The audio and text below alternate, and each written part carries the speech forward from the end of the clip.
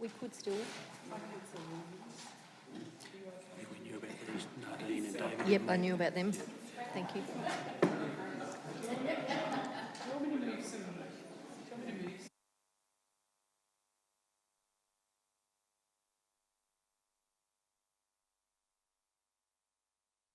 No, it is what it is. Okay, we'll start the meeting.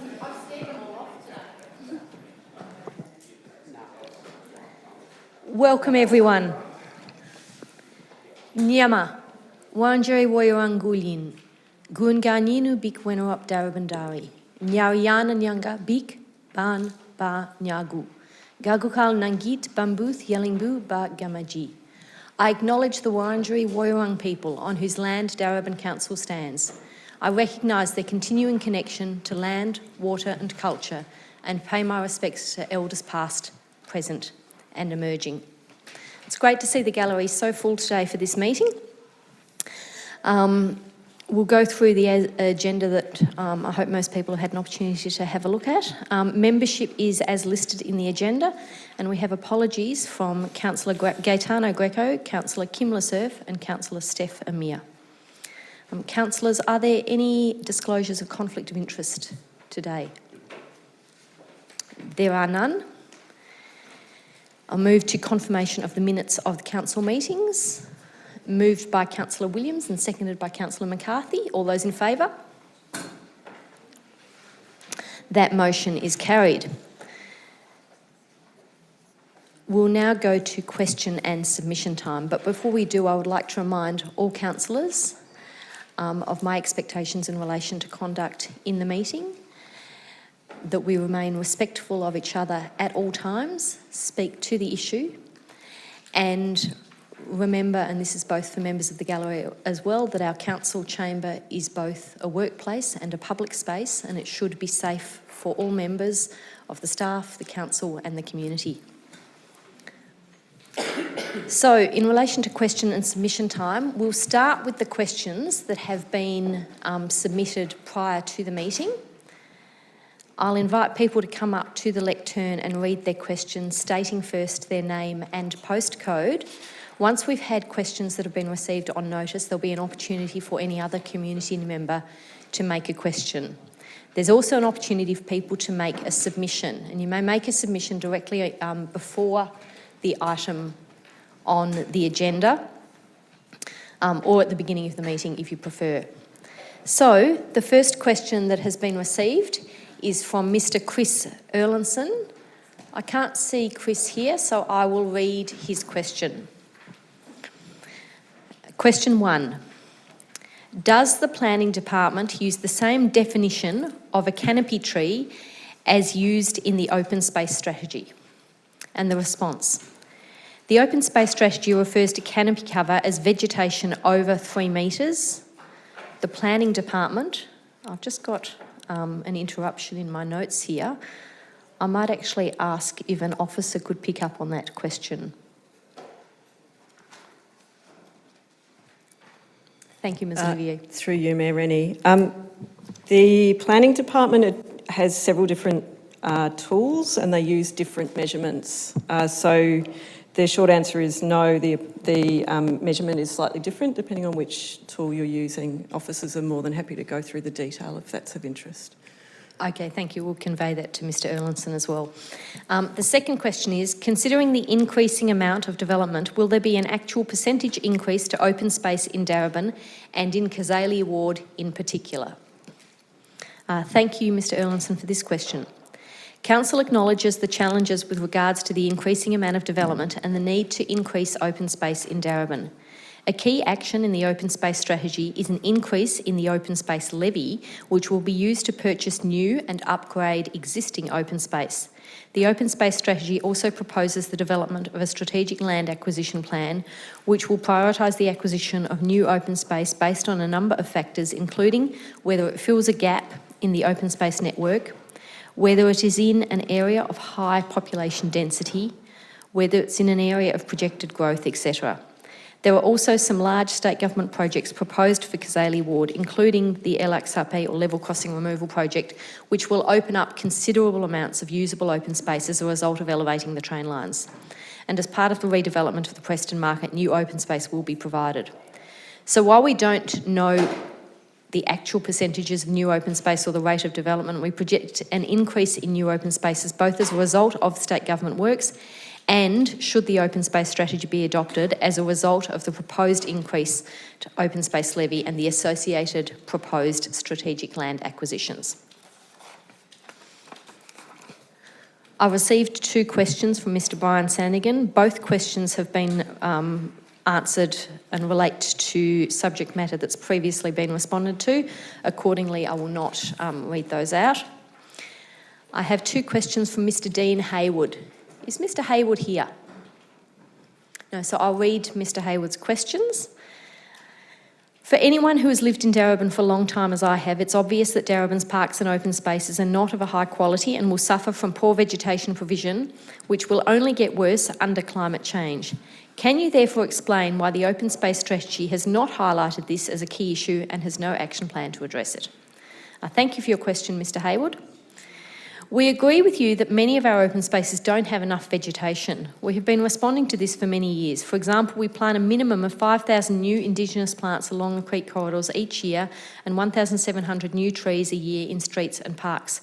Council will consider whether to adopt the final draft of the open space strategy today. This final draft reiterates the challenges of revegetating existing areas. It highlights this as one of the major issues we are facing and identifies priority actions to achieve this. Mr Hayward's second question is as follows. If the open space strategy has no coherent, decisive, targeted actions to address the significant challenge of poor vegetation provision, why should anyone in the community believe that anything is going to be done about it? And the response. The final draft of the open space strategy proposed for council consideration today has specific priority actions relating to revegetation, including better defining priority locations, as well as actions that relate to planting of new Indigenous trees, shrubs and ground cover. As I mentioned before, planting work is well underway across the city. The next question is questions are from Ms Carolyn Lunt. I don't believe Ms Lunt is here, so I'll read those questions. Given there are no improvement to biodiversity in Darebin without a massive improvement in vegetation cover in parks and elsewhere, why does the strategy contain no analysis of vegetation cover across the 750 hectares of Darebin's open space when it is an issue of emergency proportions? Thank you for that question, Ms Lunt. Council will consider whether to adopt the open space strategy today. The proposed open space strategy that is in the papers is intended to set the long-term vision and key directions for the management and acquisition of open space in Darebin. It was not designed to do the job of completing in-depth analysis of all the open space issues and topics it covers. If adopted, the open space strategy would join several policies and strategies that would work together dealing with open space. Some analysis of vegetation cover is contained within existing strategies, such as the Natural Heritage Strategy and the Urban Forest Strategy. Further analysis is recommended by the proposed open space strategy to develop a specific land management plan, biodiversity plan and vegetation assessment. The proposed open space strategy defines lack of vegetation cover as a major challenge and defines actions to address it. Ms Lunt's second question. The open space strategy calls for the preparation of a vegetation assessment for all open space in Darebin. Why is this required when the problem is so starkly obvious, and will this not just avoid taking action when it is action and not another report that is urgently required? Thank you, Ms Lunt, for this question also. The vegetation plan proposed is designed to document in one place knowledge of current vegetation and outline practical improvements to develop multi-layered vegetation cover. Action is already being taken to add more trees, plants and shrubs to our open spaces in streets, parks and along creeks. The next person who submitted questions is Mr Gus McLatchie. Is Mr McLatchie here? No, I'll read those questions. The open space strategy claims the climate emergency is a foundation on which the strategy is built. It further claims that Council is committed to fast-tracking programs that draw down excess emissions and sequestering carbon in vegetation. If this is so, and according to the ABC Science Unit, it takes the planting of 24 eucalyptus every year by every individual to offset carbon emissions of every Australian. then the population of Darebin would require the planting of 3.84 million eucalyptus to fully achieve offset in any year. Council's current target is the planting of 7,600 trees over the 4 years of this council, or 1,900 per year. This is 0.049% of what is required for full offset via sequestration in vegetation. Does Council consider its current response adequate? Thank you, Mr McClatchy, for this question. Preventing emissions and drawing down carbon from the atmosphere cannot be done by tree planting in Darebin alone.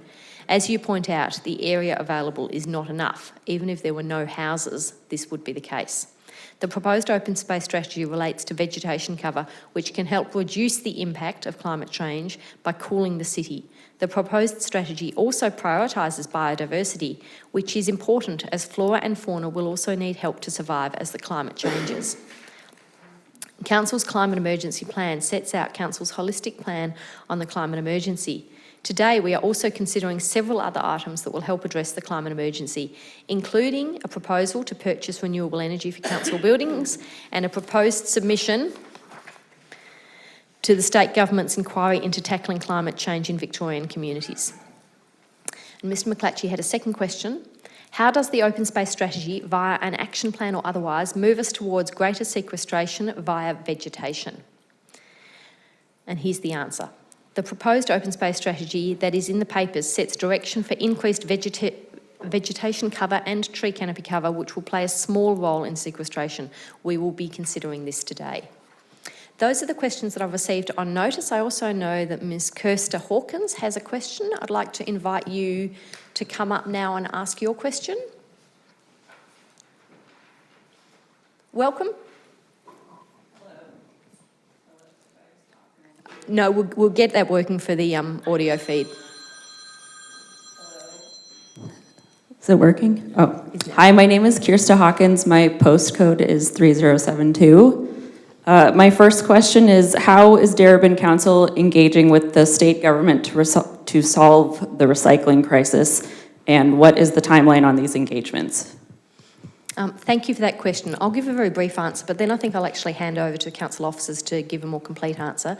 We have been in regular contact with the state government in relation to this crisis. It's obviously not one that we're able to completely solve here ourselves, because no matter how much money we fling at the problem, there is actually no provider who's been able or in a position to sign up.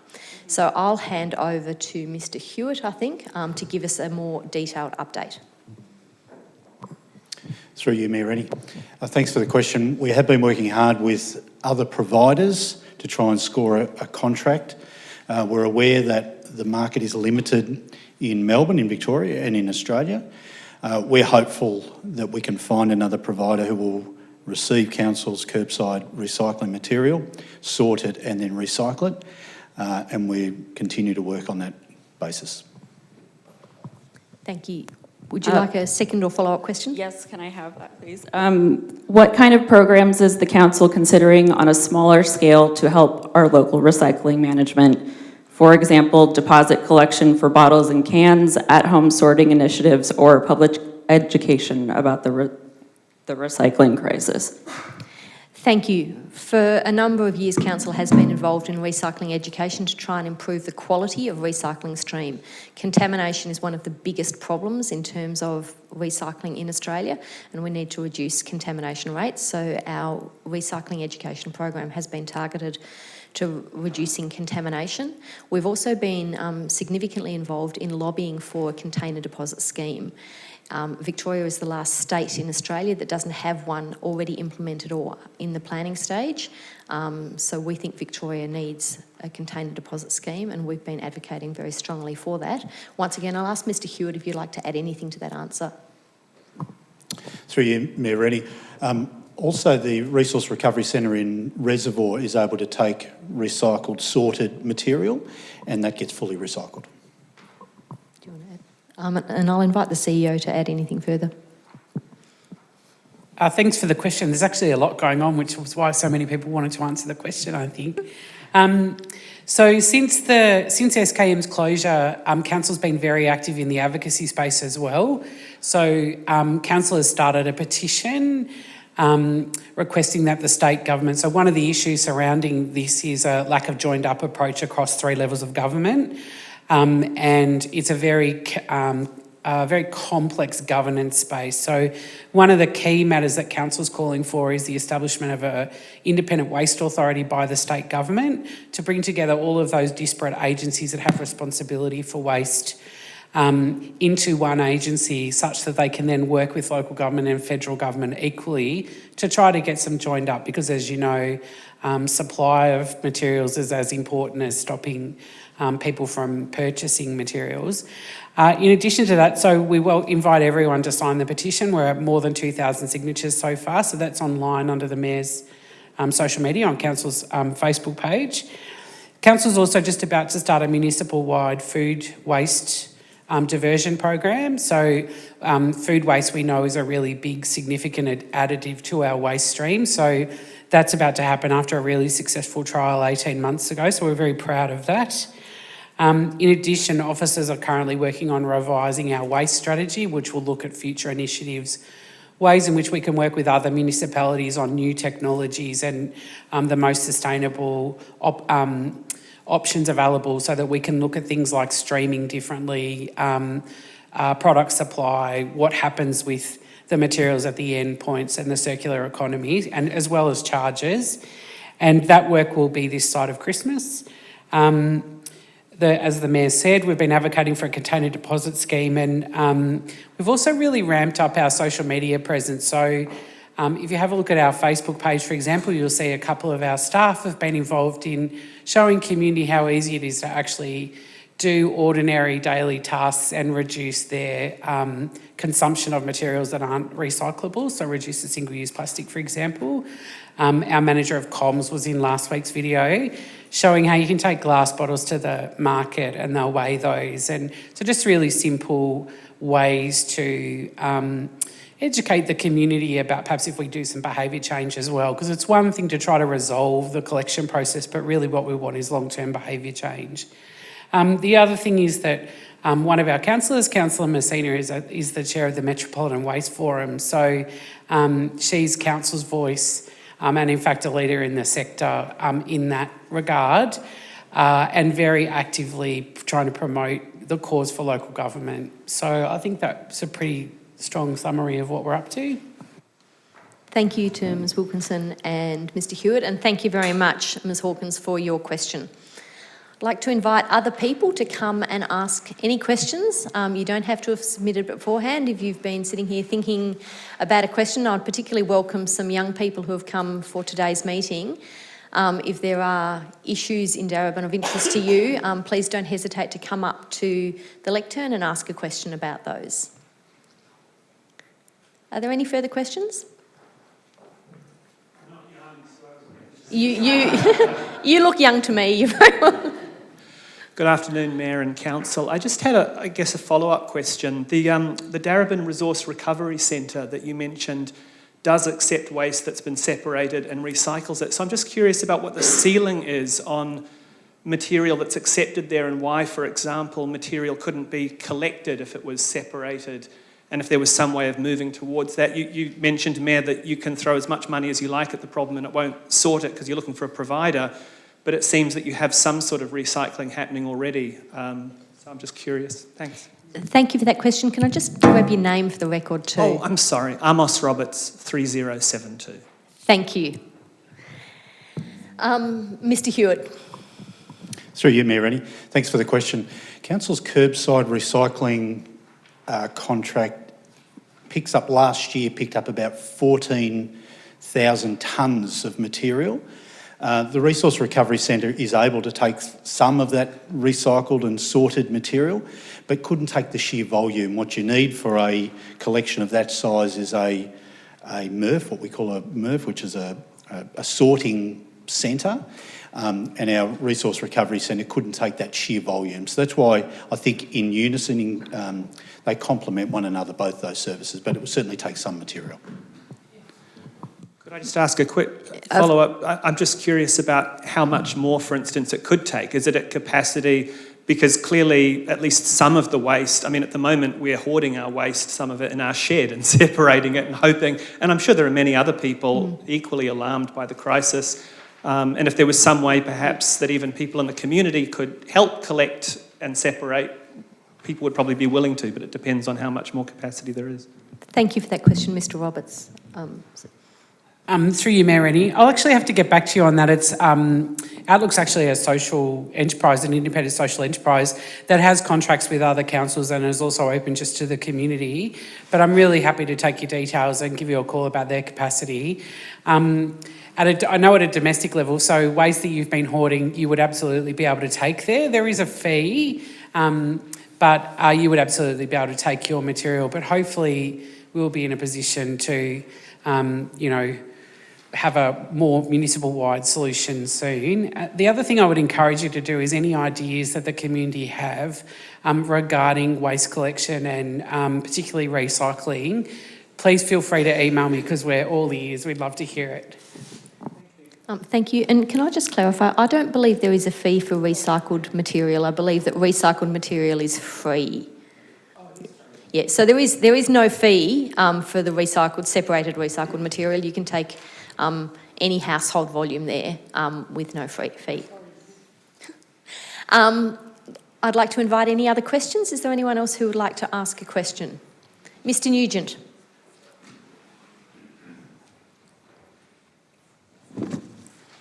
Firstly, Mayor Rennie, Mr Coffey sends his apology that he can't make today's council meeting. He's doing some volunteer work.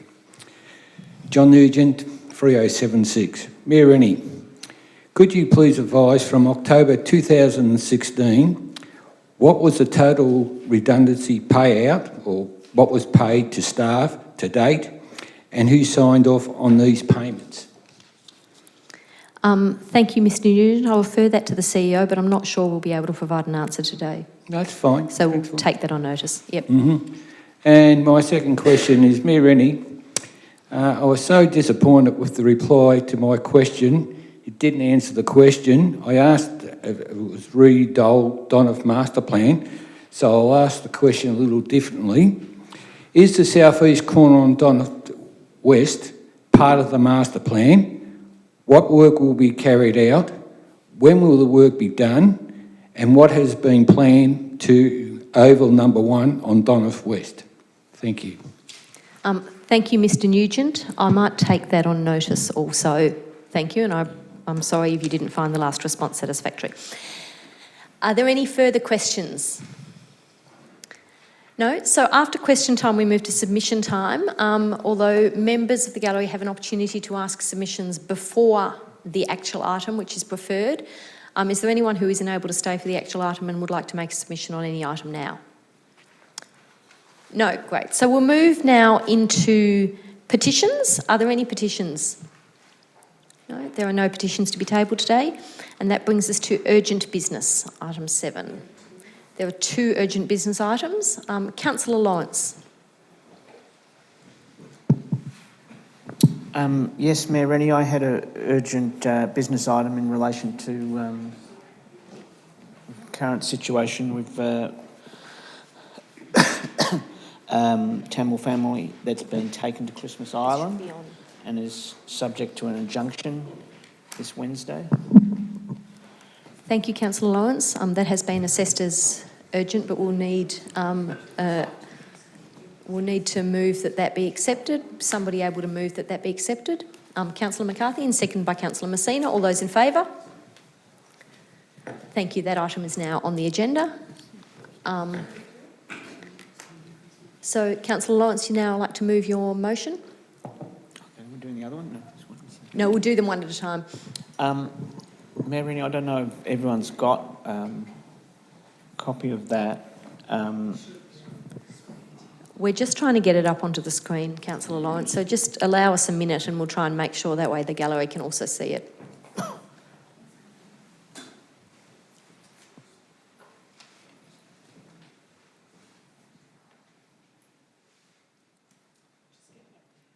I can live with that if it's up there.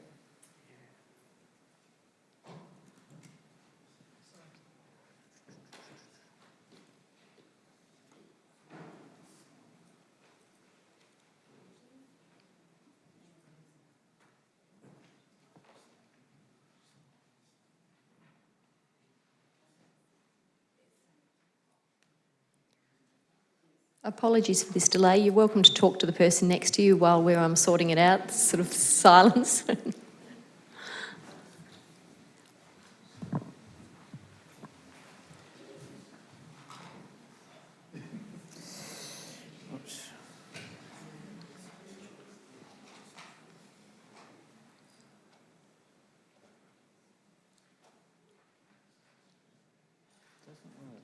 Doesn't want to work.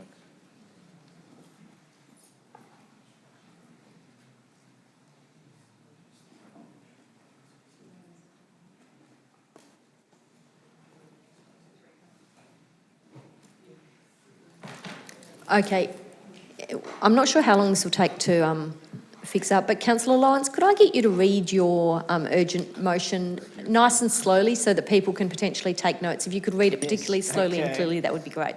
Yes, I'll just get it myself. Here's some technology.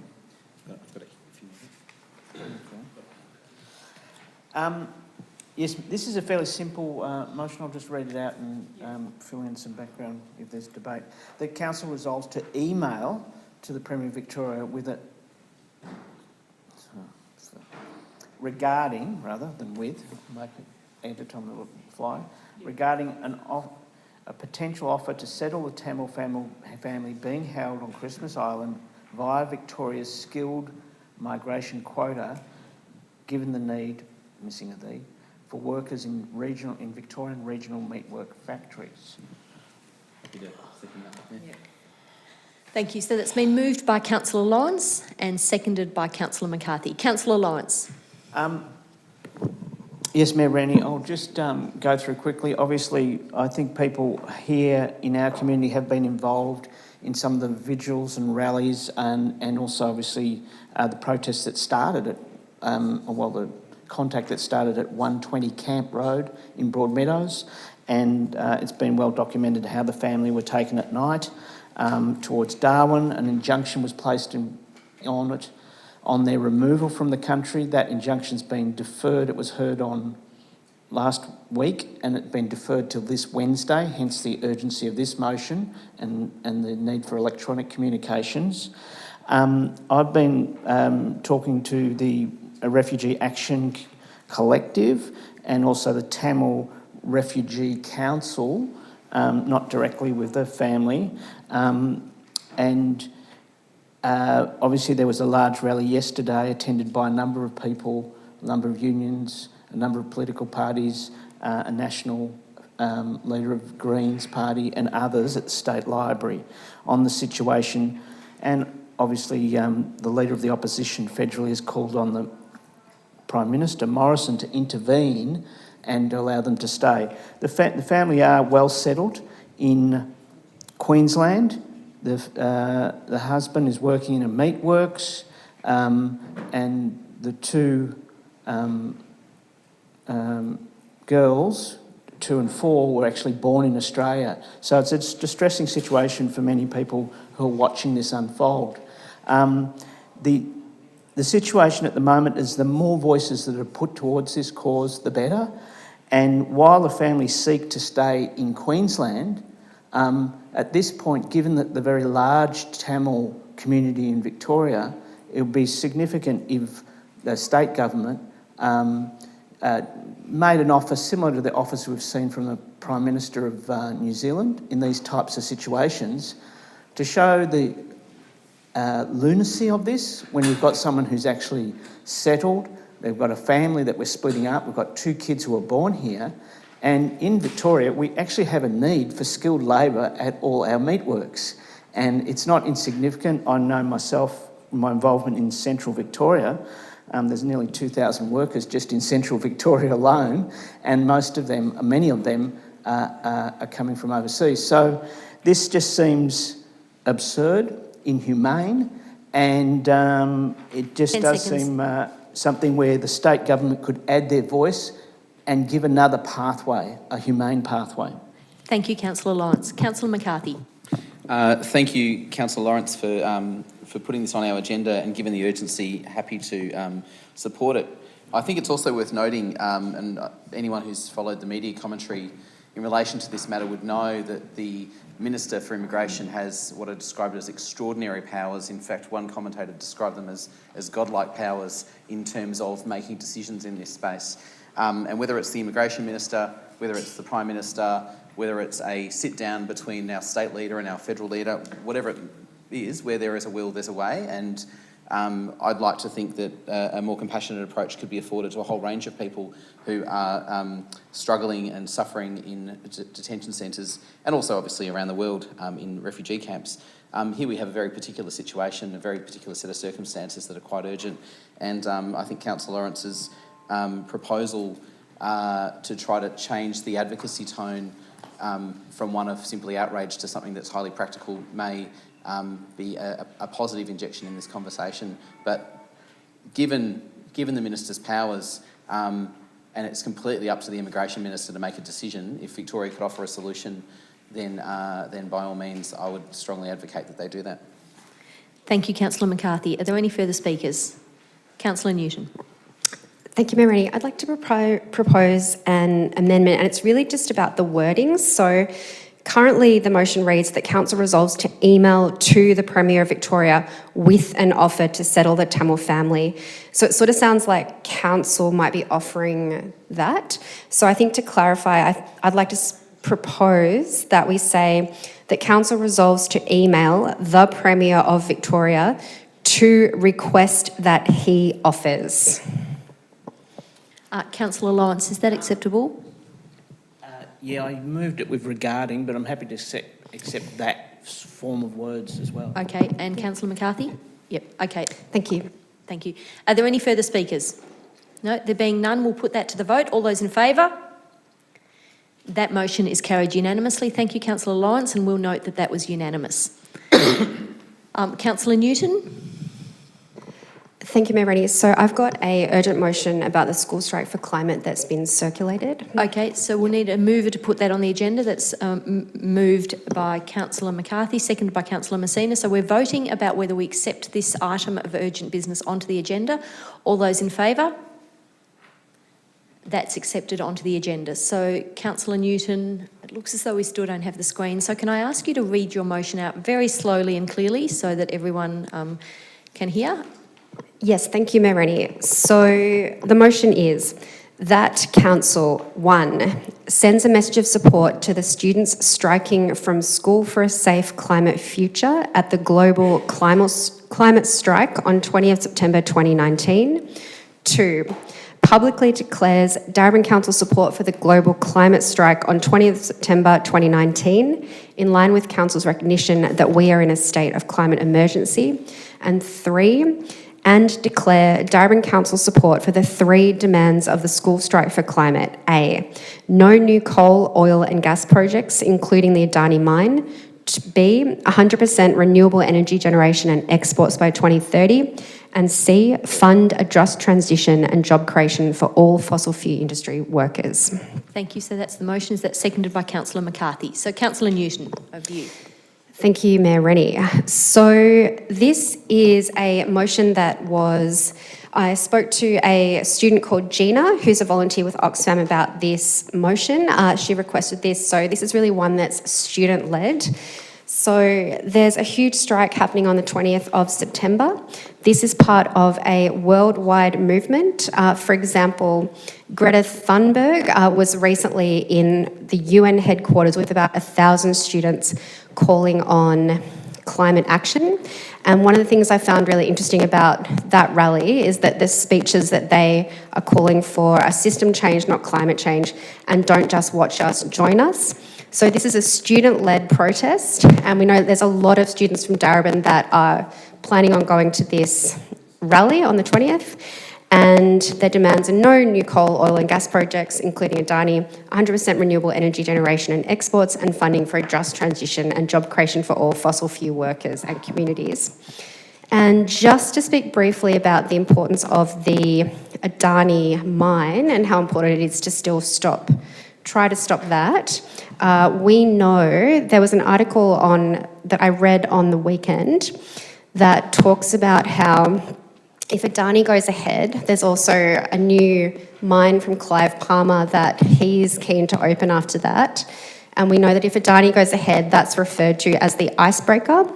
And I just want to read a quote from that article that says, if Adani opens and then the West Queensland seam goes ahead, it's one of the largest coal reserves in the world, and it alone, if burned, could shift the Earth's climate a third of the way to 2 degrees of warming.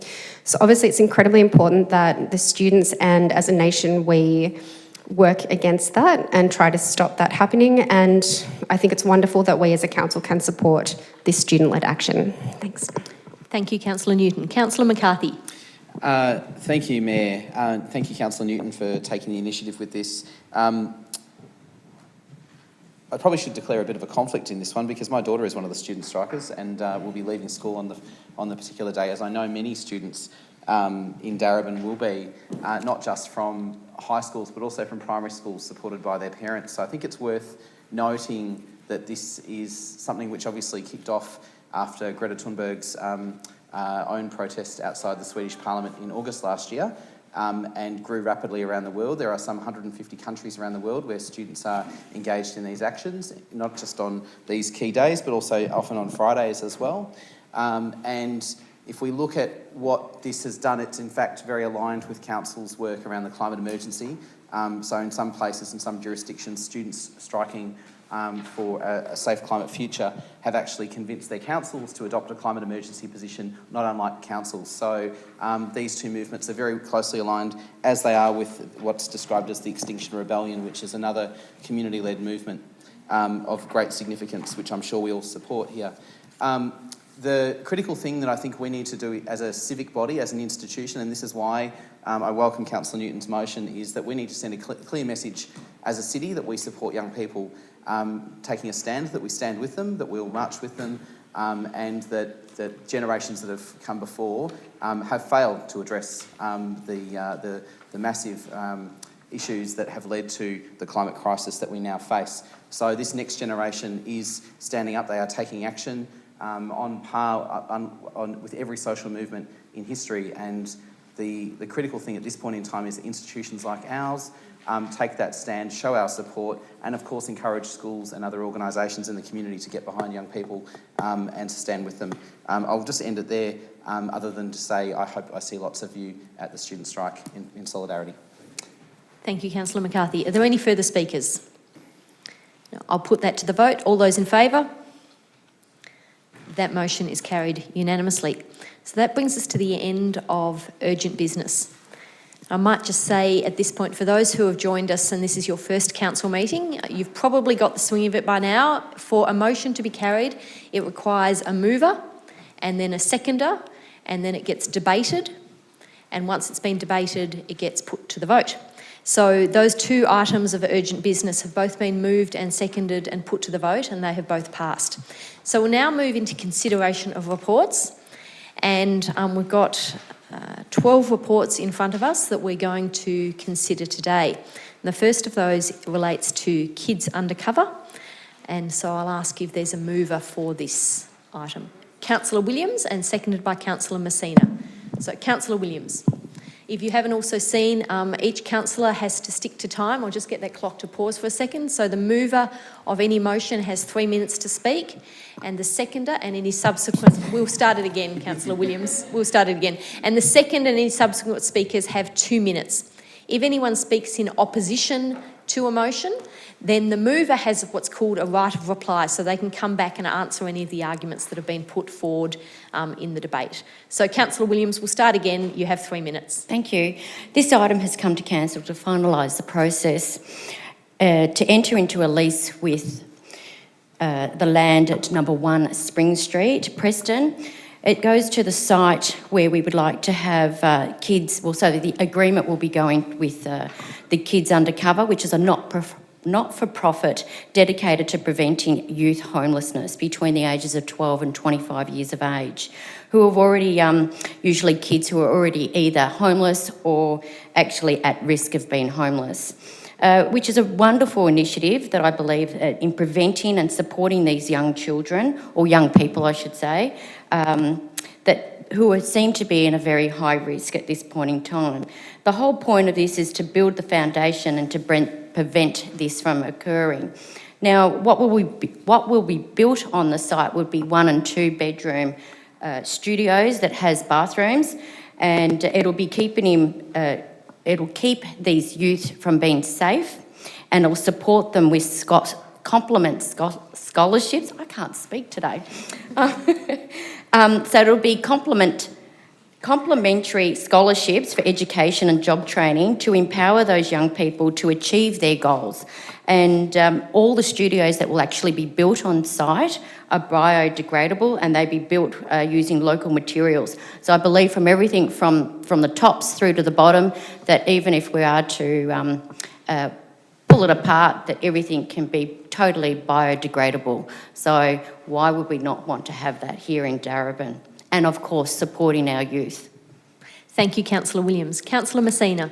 Thank you, through you, Mary. Thank you, Councillor Williams. I would also like to acknowledge the people that submitted submissions in relation to this proposal. I acknowledge that this is a statutory process, and I'm happy to support the officer's recommendation for the General Manager of Governance and Engagement to enter into a lease agreement with Kids Undercover. This is a statutory process for the use of land for another purpose. This parcel of land, which is at 1 Spring Street, Preston, formerly known as the Preston Bowls Club. This process allows Kids Undercover to enter into this lease agreement, and it is a non-profit organisation dedicated to prevent youth homelessness. I would like to also acknowledge that they currently receive funding for a three-year pilot program called Village 21. Homelessness is not a choice. Homelessness is one of the most potent examples of disadvantages in the community and one of the most important markers of our social exclusion.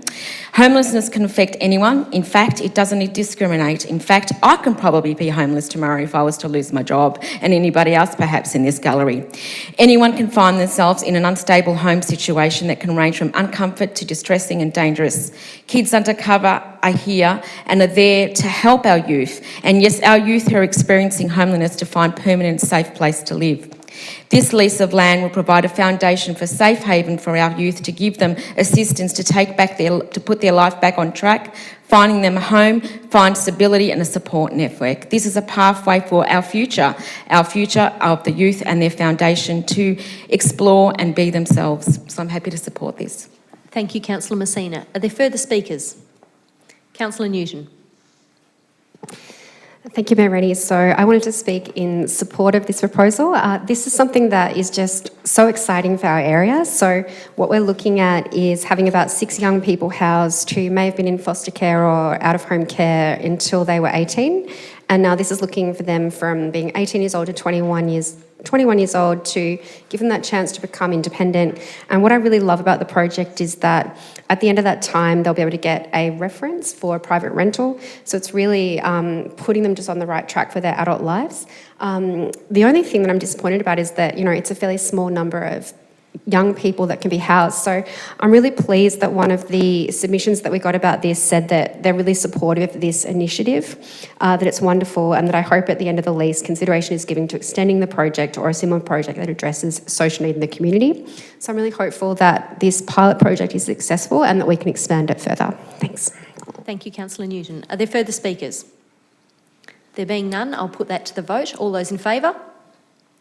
That motion is carried unanimously. That brings us to item 8.2 on the agenda, graffiti management. That's moved by Councillor Messina, seconded by Councillor Williams. Councillor Messina. Can you see the smile on my face? I'm pleased, very, very excited about this particular I can't speak myself, graffiti strategic management. First of all, I want to begin by acknowledging the many, many, many hours of work undertaken by officers. Brendan Moore, thank you very much for listening, and thank you for hearing my loud voice in this area. This is probably your huge baby, and probably you've waited a long time to do this. The strategy is to focus on 6 pillars. First, reporting, which is the establishment of a database which tracks tagging, location and the asset itself. Removal, how and when will the graffiti be removed. Partnership and environmental design. Advocacy and internal governance.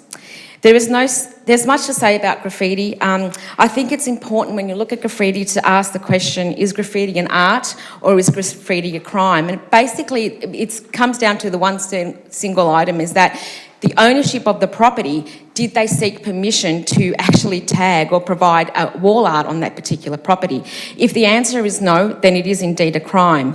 And did you know under the Acts of Parliament, if the damage is greater than $5,000, it actually equates to 6 months imprisonment, and that is in fact the penalty. Police alone have the power to issue infringement notices, council does not. Graffiti is an eyesore. It is an ugly presence where it can create unsettling, chaotic atmosphere, making urban inhabitants feel unsafe in their own neighbourhood. What the register will do is identify the taggers. Tagging allows graffiti writers to make their presence felt like a soapbox. It's a submissively form of expression where it draws attention to property ownership of space. It is also important to highlight that Darebin Council, together with Brendan and his crew, this term have commissioned many new street art, including the IK mural and the Prace. This strategy looks at graffiti on both public and private property to establish an effective economical graffiti removal service with emphasis on to provide a safer urban neighbourhood. I'm really excited basically based on the practice guidelines, and I know that it's the basis of my campaign, and I have been fiercely campaigning for this, championing for proactive practices that the community are wanting. These include the rapid removal and cleaning up of existing graffiti in a timely manner, ensuring we take the community on the journey with engagement, and ensuring that environmental design, education and planning form a part of the proactive measures.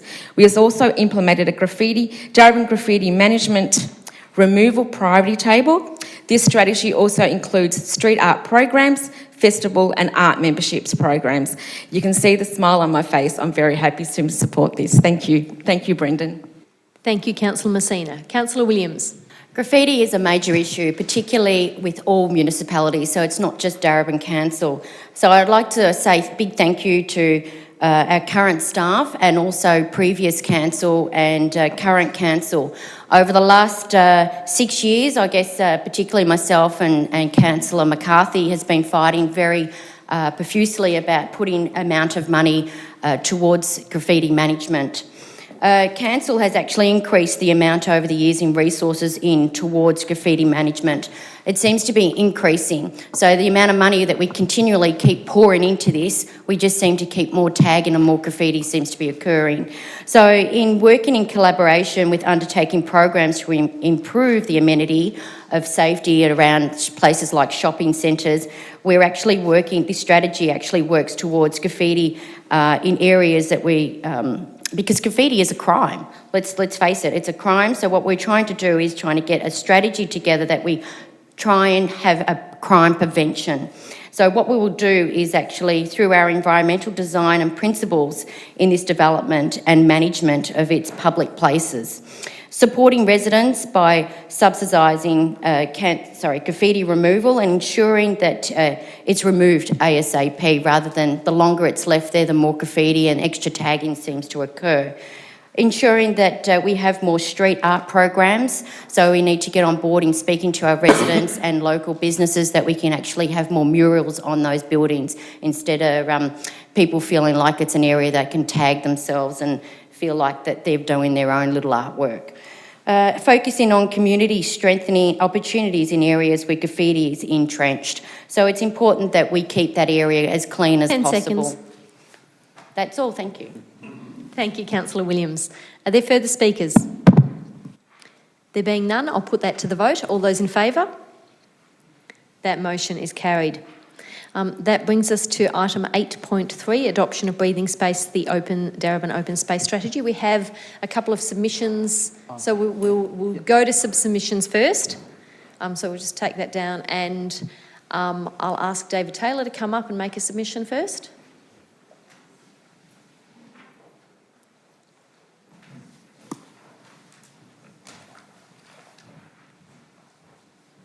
welcome Mr Taylor and thank you for taking the time to come and make a submission on this item.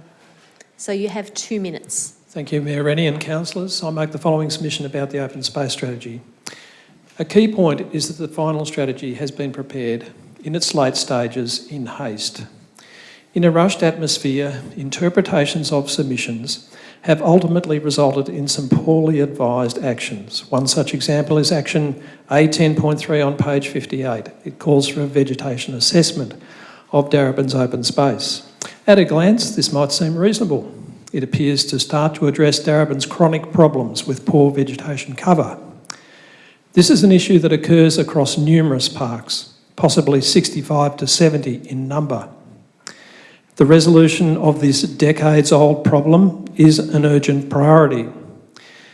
However, there are at least 2 issues with undertaking a further study to intensively analyse Darebin's vegetation. For one thing, the Parks Department already holds a certain amount of information and any duplication could be unnecessary. But secondly, why undertake an extensive study to only tell you what Blind Freddy knows is a problem? Instead, solutions are relatively straightforward and the emphasis must be on targeted actions derived from a well-planned program, not inaction associated with a dubious study. A useful analogy to contemplate is that we don't endlessly survey damage after a tropical cyclone before starting clean-up and repair. To conclude, the strategy's rushed late stages only underline some more fundamental problems. These include poor or no analysis of some key issues and, due to that, an absence of coherent actions that might compel prioritised activity. Like the fabled road to hell, the strategy is paved with good intentions. It is much less certain if it will produce lasting change benefiting climate mitigation, biodiversity and user experience of open space. Thank you for your submission. I'd now like to invite Ms Nadine Richings to come up.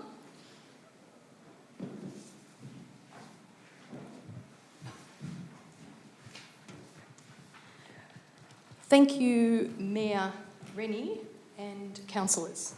I am Dr Nadine Richings and I've just lost my whole thing here. For those who don't know me, I'm Dr Nadine Richings. I'm a biologist and a member of the Darebin Nature Trust and a lifelong resident of Darebin.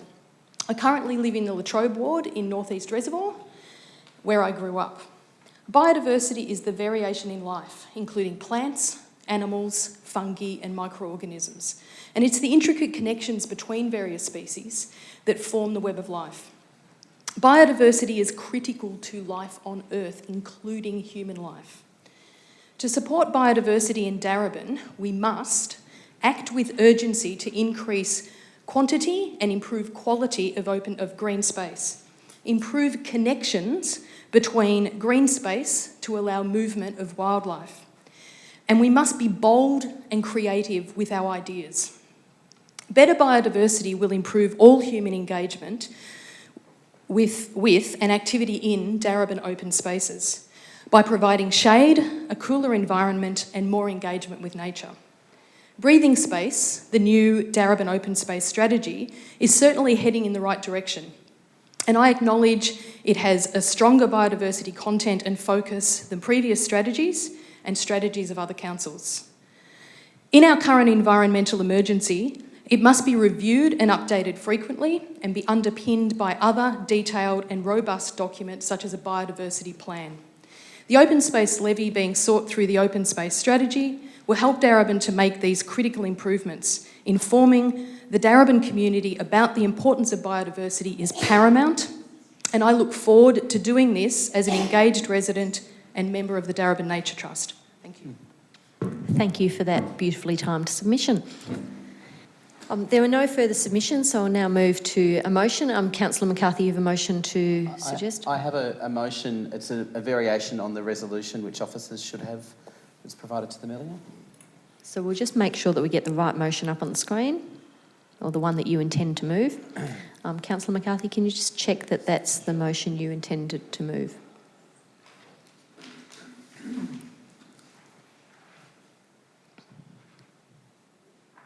No, that's actually been further update was sent through. So I'll just get Ms Olivier, who I think has the further update, to liaise with the staff and make sure that we're looking at the correct motion.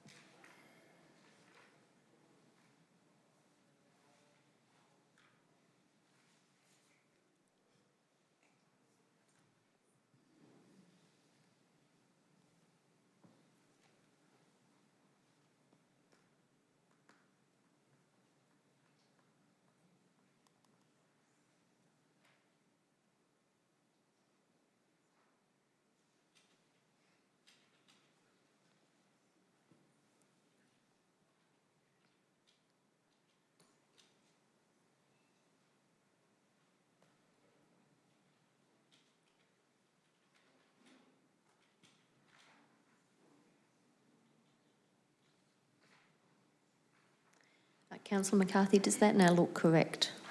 Yes, that is correct. Great. So Councillor Newton has indicated that she would like to second that motion, so over to you as the mover. Thank you. Thank you to the submitters for both their contributions to the development of the open space strategy, breathing space, and also for their comments today. As someone who's been passionately involved in this space now since before being on council, being elected to council in 2008 and being a submitter to the previous open space strategy, which was put in place from 2007 to 2017 or thereabouts. I would just first of all like to draw the significant changes and shifts that have taken place between that earlier piece of work and what we have before us here today. And I particularly draw councillors' attention to the very instructive table on pages 30 and 31 that outlines the major policy shifts between that earlier piece of work and where we are today. Obviously, the world has changed, our city has changed, the environmental crisis, the environmental urgency spoken about earlier is ever present, as is the climate emergency. And to have a conversation simply about biodiversity in this chamber a decade ago was a rarity, let alone to have something actually in a council document such as this, and a high-level document that will drive significant action, significant investment, and of course also a significant open space contributions framework, which is outlined here in the strategy. I'd just like to highlight a couple of things, and the first one is that the open space strategy, breathing space that we have before us, brings together a whole lot of work and policy positions that have been adopted in this chamber and developed in partnership with the community over recent years. Some of the key ones, obviously, is a net increase in green open space. That is a major shift from the no net loss position that the previous councils have held. Also, a biodiversity lens throughout the city, a default position of bushland as the default position for open space, and of course, obviously, the huge focus on the climate emergency and our response. To go beyond talking about a 25% canopy cover on public spaces to actually talking about the layered vegetation, the range of interaction of life that needs to occur from below and ground level into that canopy is absolutely critical. So moving away from just talking about shade, but in fact talking about everything else. I want to just not go through the strategy in detail because I don't have time to do that, but just to draw councillors' particular attention to the two additional items that I've included there, one of which is to have that annual report and review of our progress and to make very clear, very public, how we are tracking as a city in relation to our canopy coverage, our quantity and quality of open space, and our biodiversity improvements, and that this is the sort of thing which should be made widely available to the community. It should be certainly understood by councillors and should be an annual measurement of our success so we can adjust and shift strategy, shift our priorities, increase investment as required. Secondly, the critical thing here is that all the actions be referred into the next budget process. That's time. We've got to get going and let's get underway and support this today. Thank you. Councillor Lawrence, do you have... I just wanted to foreshadow an amendment. Okay, I'll hear from the seconder and then we'll look for amendments. Thank you.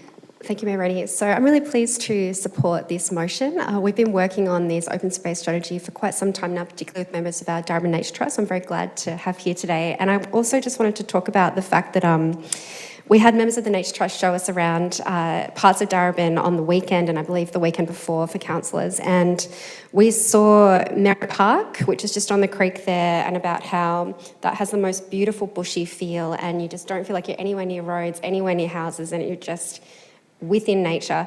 And then we saw another park in Preston, which is much more of a traditional park. You could hear the cars going by, you could see the houses everywhere, and people were enjoying it, but it wasn't like bushland in the way that Merritt Park was. And so with this open space strategy and with working with the Nature Trust, what we want to do is really get to a place where there's places all over Darebin where you can be close to nature, you can feel completely within it. And for me, it's so meaningful. Like, I work up at La Trobe University, and every day I go there, I see the trees, I pass the moat, and I just know that I feel good being in nature. And that's why I think the good thing about this strategy is that this really puts us in good stead to go forward with that, to make sure that everyone lives close to within 500 metres of open space. And if you think about how our population's growing over the next 5, 10, 20 years, you think about how rainfall is going to be less, how the effects of climate emergency will affect us all, the importance of that revegetation, the importance of bushland as standard is so incredibly important. And I also really want to thank the staff who've been working so hard on this over the last few months and few years to make sure that we get this one right. We also know the importance of this piece of work, which will have a piece of work following it that talks about an open space levy, where we're going to really push for developer contributions when people are building new developments in Darebin, that they're contributing to having more open space. So we're really looking forward to that. Thanks. Thank you, Councillor Newton. Councillor Lawrence, you have an amendment? Yes, Mayor Rennie, I was seeking to just, in fact, move a deferral motion till the 23rd of this month so that we can have more consultation. So that's a procedural motion, not an amendment? Procedural motion. I'll just check. I don't think we debate that.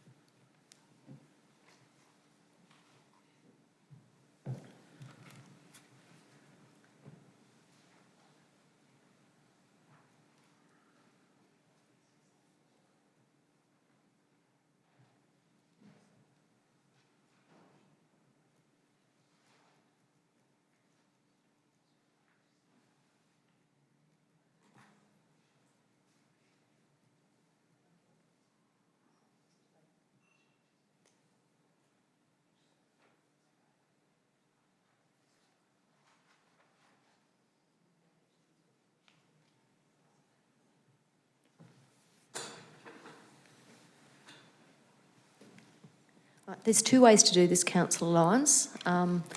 You've indicated that you'd like a motion to defer this. You could foreshadow that in the event that this fails, or we could debate that now.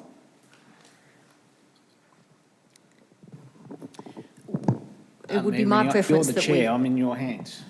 Well, I would like to suggest that we debate this, and in the event that this fails, that we move straight to your motion that this be deferred, having foreshadowed that. Is it possible to debate the deferral first? The Yes. only reasons being the arguments for the deferral are different to the arguments of the substance of the motion. That's fine. We're quite able to do that. So I'll need to get a seconder. Seconded by Councillor Williams. So, Councillor Lawrence, we're now debating your motion that it be deferred. And it was deferred until a particular date from recollection. What was the date you mentioned? Was it the 20... The next council meeting, 23rd. Okay, thank you. Mayor Rennie, yes, I'm just wanting to put this option in front of council, being mindful of the very important things that hang off this high-level vision strategy, which is our lobbying for a significant increase to an open space levy, and the importance that we actually bring along all of the Nature Trust committee with us, plus all of the community with us, and address any little things that are missing in the actual document so that we've got a rock-solid document and we've got rock-solid community support going into the next step, which we know is the serious business of getting the resources, a bigger levy and the resources to do a significant change to this city. This is a really important next step. So that's why my suggestion is around the 23rd. It would allow some more consultation with the Darebin Nature Trust community reps. And also, hopefully, we would have the full contingent of the council here, which is, I'm also mindful we're missing 3 councillors because we do want to do something bold and actually, we're looking at trying to get a levy that hasn't been achieved in Victoria in dollar terms. We are finally, addressing some big issues around biodiversity in this city, but there's a range of gaps in the actual strategy, which have been flagged by community members, and I'd like to be going there, and if it takes an extra 3 weeks, we're actually setting up a really big transitional change. Thank you, Councillor Lawrence. Councillor Messina, I'm inclined to go to Councillor Williams. I have a question. Yes. Through you, Mayor Rennie. I'm a little bit, can I have some clarity? I understand that the Darebin Nature Trust came along with us on this journey, so it's implied that they did not. So can I have some clarification as when that was formulated and how they came along through the journey? Because I understand they had some input into this particular strategy. Thank you, Councillor Messina. I'll refer that to Ms Olivier to talk to the process. So through you, Mayor Rennie, I certainly can't speak for anyone on the Nature Trust, but the report sets out essentially the consultation we've done, which is 3 rounds of community consultation, and we've sought feedback from members of the Nature Trust and other advisory committees through that process. You'll see from the report in your papers that there are some matters that have been raised where actually we haven't incorporated them into this strategy. So it is worth understanding that there's a range of feedback and our advice on those things. It's that there are other mechanisms that are more appropriate to incorporate some of those elements. I'm hoping that you can see that sort of set out clearly in the papers. Thank you, Ms Olivier. I'm going to move to Councillor Williams. Before I do, I'd just like to say welcome Councillor Lasserf, just so you're aware of what we're debating. We're in item 8.3 and we've had the mover and the seconder, and Councillor Lawrence has put up a motion to defer, so we're now debating that, and Councillor Williams has seconded that. Where do I start? I'd like to say thank you for attending to the sites with the Darebin Nature Trust. It was certainly an eye-opener. I do not have, qualifications, which we've heard here tonight. We've got doctors that have specialise in that field who have made submissions today. They have outlined they have concerns that they have made over 100 considerations that they'd like amendments or changes to the strategy that Council is putting up tonight. Now, it's been going back and forth regarding drafts. Obviously, they're getting closer to getting some of the things in the draft and the strategy that's put to us today. I think it's important that if we want to go forward, we need to bring the community on that journey. And if we cut them off and just endorse this strategy tonight, or today I should say, that I feel that we're letting them down. They are people who specialise in this particular area. They have done many, many hours, many, many years of study. I believe what would be another couple of weeks for this to come back to Council, and hopefully we may be a few more drafts back and forth, that we might be a little bit more closer to a strategy that might be everybody can be obviously tick all the, well, maybe not all the boxes, but there's quite a lot that seems to be outstanding there. Thank you, Councillor Williams. Are there further speakers? Councillor McCarthy. I'll speak against deferral, and I think councillors would be well aware of the reasons why we shouldn't defer this at this point in time. This has gone through 3 rounds of consultation and engagement. I would correct a couple of the statements made by the mover and seconder. It is not the wholly felt view of the Darebin Nature Trust members that this should be delayed or deferred. That is not the view that's been expressed, although that may be the view of 1 or possibly 2 individuals. So I just want to make clear the level and depth of work that's gone into here. And I just would draw councillors' attention to pages 25 to 27 of the agenda that outline in extensive detail what has been considered in relation to both the earliest D&T submissions and subsequent D&T responses, plus also other feedback as well. And there are some very particular reasons why some things cannot be incorporated in this open space strategy, which is, for all intents and purposes, not only a visioning document of council, but also a document under the Planning and Environment Act. And it has a very particular purpose to not only set council's vision in relation to what we are hoping to achieve, but also as a gateway, and the term has been used in the report, to facilitate a much more ambitious and much more fitting open space contributions framework. The only people who benefit, I would say, from delaying the adoption of the open space strategy and the open space framework are developers seeking to subdivide land who would otherwise not have to make a contribution, the significant contribution that we're looking for from developers to open space. So to delay this any further would be to enable certain developers to not have to make a significant contribution to open space. We know that one of the key drivers in this strategy is actually that we are facing massive amounts of... 10 seconds. And they are covering our open spaces and people are losing access to green spaces. That's what we're trying to deliver. We need to keep moving. We've got an annual review. That's time. Report included, an opportunity to reposition if we have to every single Thank you, year. Councillor McCarthy. Are there further speakers? No. There is a right of reply, so Councillor Lawrence, would you like to exercise your right of reply? Yes, Mayor Rennie. Look, this is a visioning document, and I've heard a number of issues that have been raised by the community members, not just people who are members of the Darebin Nature Trust, and I'm yet to see a uniform view from them, so I'm not making any characterisation about the Darebin Nature Trust as a total. But I have had people in Reservoir say to me, this is a very thin strategy. These are community members known to this council with deep involvement with policy in this council. So what is that thinness that we're doing and considering? I think a lot of the points raised by various members of the Nature Trust address some of my concerns, address some of the concerns that have been raised by prominent people involved in Ruthven Primary School and other issues of open space in Reservoir.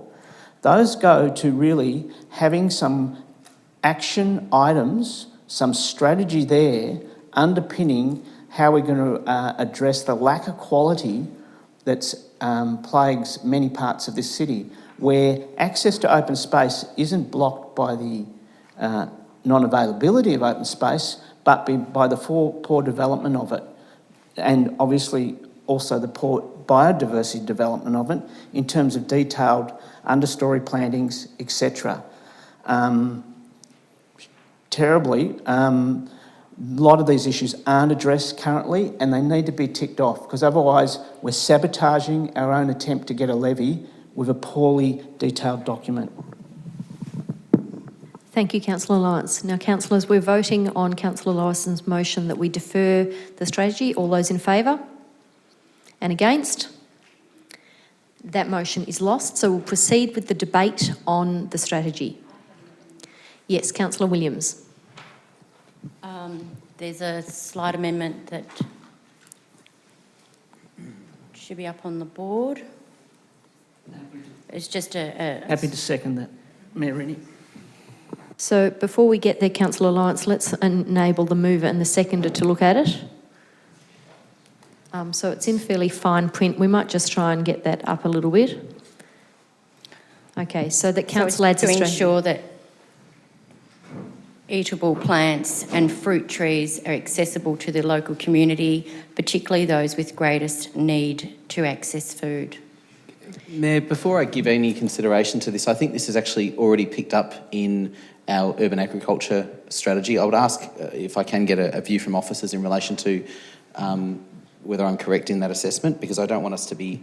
I have no issue with the issue. It's more about whether we're adding something that unnecessarily... I'll ask for Ms Hayes to give a response to that. Through you, Mayor Rennie. Yes, there is a similar point in the urban agriculture strategy, but this underpins and builds on that point, so we're happy with this wording. Thank you, Ms Hayes. So I'll ask the mover and the seconder if they are happy to incorporate this amendment. I just think the wording is not correct, though. It says that council adds a strategy to the strategy. So I think it probably the word strategy might need to change to... Action item. Okay, Councillor Williams, can I suggest that the council amends the strategy to read or adds? Just to ensure that there is... Okay, we'll get rid of the duplication of strategy. Let's not worry about wordsmithing. The intent is clear. So can I ask the mover and the seconder, do you accept the amendment? Look, I'm happy to incorporate it. It's already in there, but for the purposes of... Okay, so yes, the seconder, are you... Yes, but I think I agree with Councillor McCarthy that we don't need to worry about that. We don't need to worry because that's not what's yeah. going in. What's going in will be ensure that edible plants. So yeah, so the principle, yes. Yeah. Okay. Councillor Williams, that your amendment has been incorporated into the substantive motion. Are there further speakers? We've heard from the mover and the seconder so far. Councillor Lawrence. We're on the substantive motion now. We are on the substantive motion. Yes, I'd just speak against the motion. Yes, you have 2 minutes. Yes, Mayor Rennie, look, the things that are missing in this strategy, it obviously emphasises a net increase of open space, but it's not specific enough about the access to quality open space. The other thing that's disappointed me is it goes in with defining the gaps or the need in the area with a blanket single measurement of, which isn't really what we have in our open space strategy. We have a network and a layer of different parks, a layer of different needs, and we should have had a more detailed gap analysis to start with. Number two, the strategy doesn't actually give us a broad vision of what we're going to do about the historical underplanting and underinvestment in large amounts of public space that we have. And it also doesn't look into a 40% tree cover or something more ambitious than what's put there. It's just dishing up really the urban forest strategy vision again. And it's also missing three important issues that should have been highlighted as headline issues. One is, how do we address the 65 to 70 parks that are below standard and do not invite people in? Number two, what are we going to do and what resources are we going to require to turn the Northcote Golf Club, the Northcote Golf Course, into an open space, which we know is the only end game in the next 5 years for that space. That means we need the resources to create a 24-hectare inner city park, which is the largest 10 seconds. park around. We've also missing the issue of the Bundoora Park, which is a regional park that we're looking after, and we require this levy and this strategy to address that. And that's 180 hectares we've not addressed. Thank you, Councillor Lawrence. Are there further speakers? No? Councillor McCarthy, you have a right of reply? No, you don't have a right of reply. It's been amended. It has been amended. Thank you, Ms Wilkinson. You're correct. Sorry, can I be just clear then? Because Councillor Lawrence has amended the motion. No, Councillor Williams amended the motion. He put a deferral. So once the motion has been amended, there is no right of reply. Okay, well, there are factual errors that were made in Councillor Lawrence's statement in relation to the gaps. I'll leave those for the... No, sit down, please. Councillor McCarthy, sit down. There is no right of reply. So we'll put that to the vote. All those in favour and against? That motion is carried. Mayor Rennie, can I have my... You may have your vote in report. opposition to the open space strategy carried. Councillor Williams, you'd like your opposition to the open space strategy noted also. We'll do that.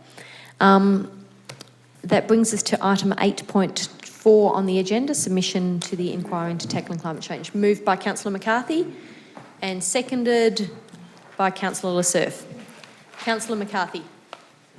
Thank you, Mayor. I'll keep this brief because there's a number of items still to get through. I just would highlight the key elements which councillors would see in relation to our proposed submission to this inquiry. And this inquiry is an interesting exercise in the sense of what does it hope to achieve. And I would hope that it actually is as genuine as it appears in terms of scouting for what those other opportunities might be.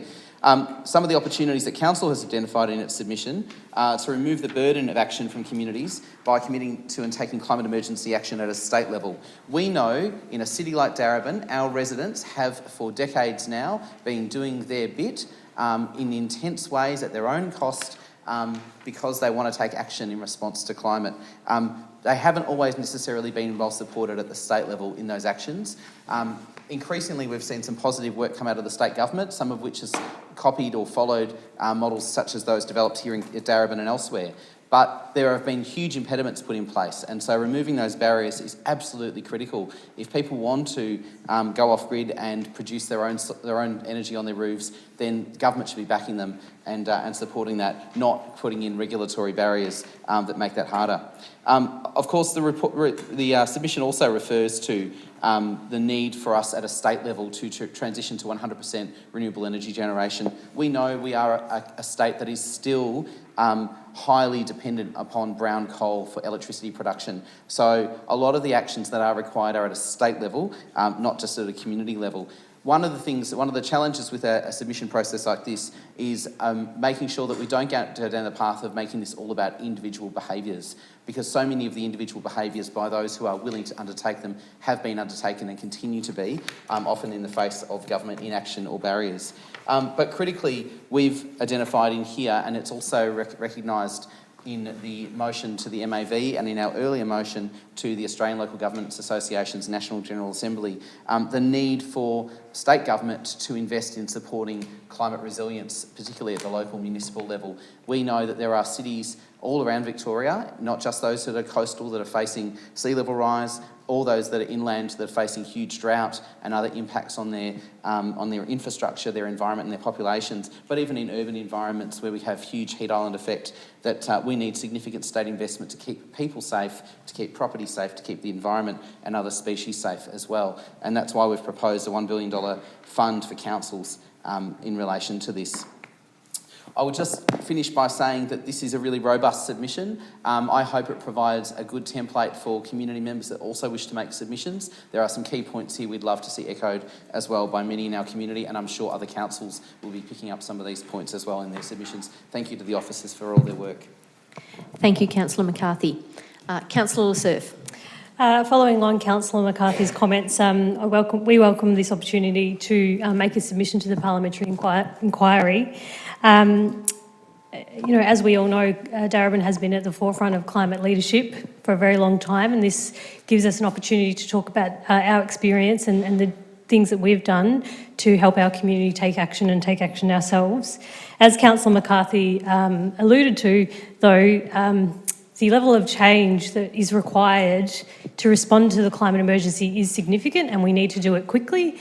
And if the Victorian and also the federal governments were to act in a systemic way to drive down emissions, then we would be able to reach those targets more quickly. So I think this report does a great job of summarising the things the state government need to do for us to restore a safe climate in terms of reducing our emissions. As Councillor McCarthy also said, we know the impacts of climate change will still be felt by us no matter what we do at this point in time. It's just how severe those impacts will be. We are obviously the closest level of government to the community, and so we actually are standing with our community when they are feeling those impacts. The state government can play a much larger role in supporting us and supporting our communities to help them adapt to those impacts. So whether it be more frequent heat waves and heat events that lead to heat-related deaths and illnesses, or whether it's flooding and extreme weather events. There are many things we've already done across the city to help people prepare themselves for this, but there is always more to do to build resilience in the community. So I thank the officers for compiling a very comprehensive submission, and I look forward to hearing back from the inquiry and from the committee with their report. Thank you, Councillor Lasserf. Councillor Lawrence. Mayor Rennie, I've just got a question about, I think it's the Appendix A, and whether we can amend that or not. Can you refer me to the page that you're looking at, Councillor Lawrence? I'm referring to page 186, and it's a dot point number 5. Okay, so procedurally I can't see any reason why we wouldn't be able to make an amendment. I'll need you to identify what the amendment would be so that the mover and the seconder can consider that. So the amendment that I would submit relates to the first dot point that's indented under dot point 5, which isn't numbered, but it's the 5th dot point, on page 186. And that it talks about infrastructure improvements and upgrades, e.g. roads, sewerage, and I would seek the words added, and stormwater systems. So Councillor Lawrence has suggested an amendment which would be to add the words and stormwater systems to the dot point infrastructure improvements and upgrades, e.g. roads, sewerage. Councillor McCarthy, are you... Just trying to find the actual location of that point here because I don't have page numbers.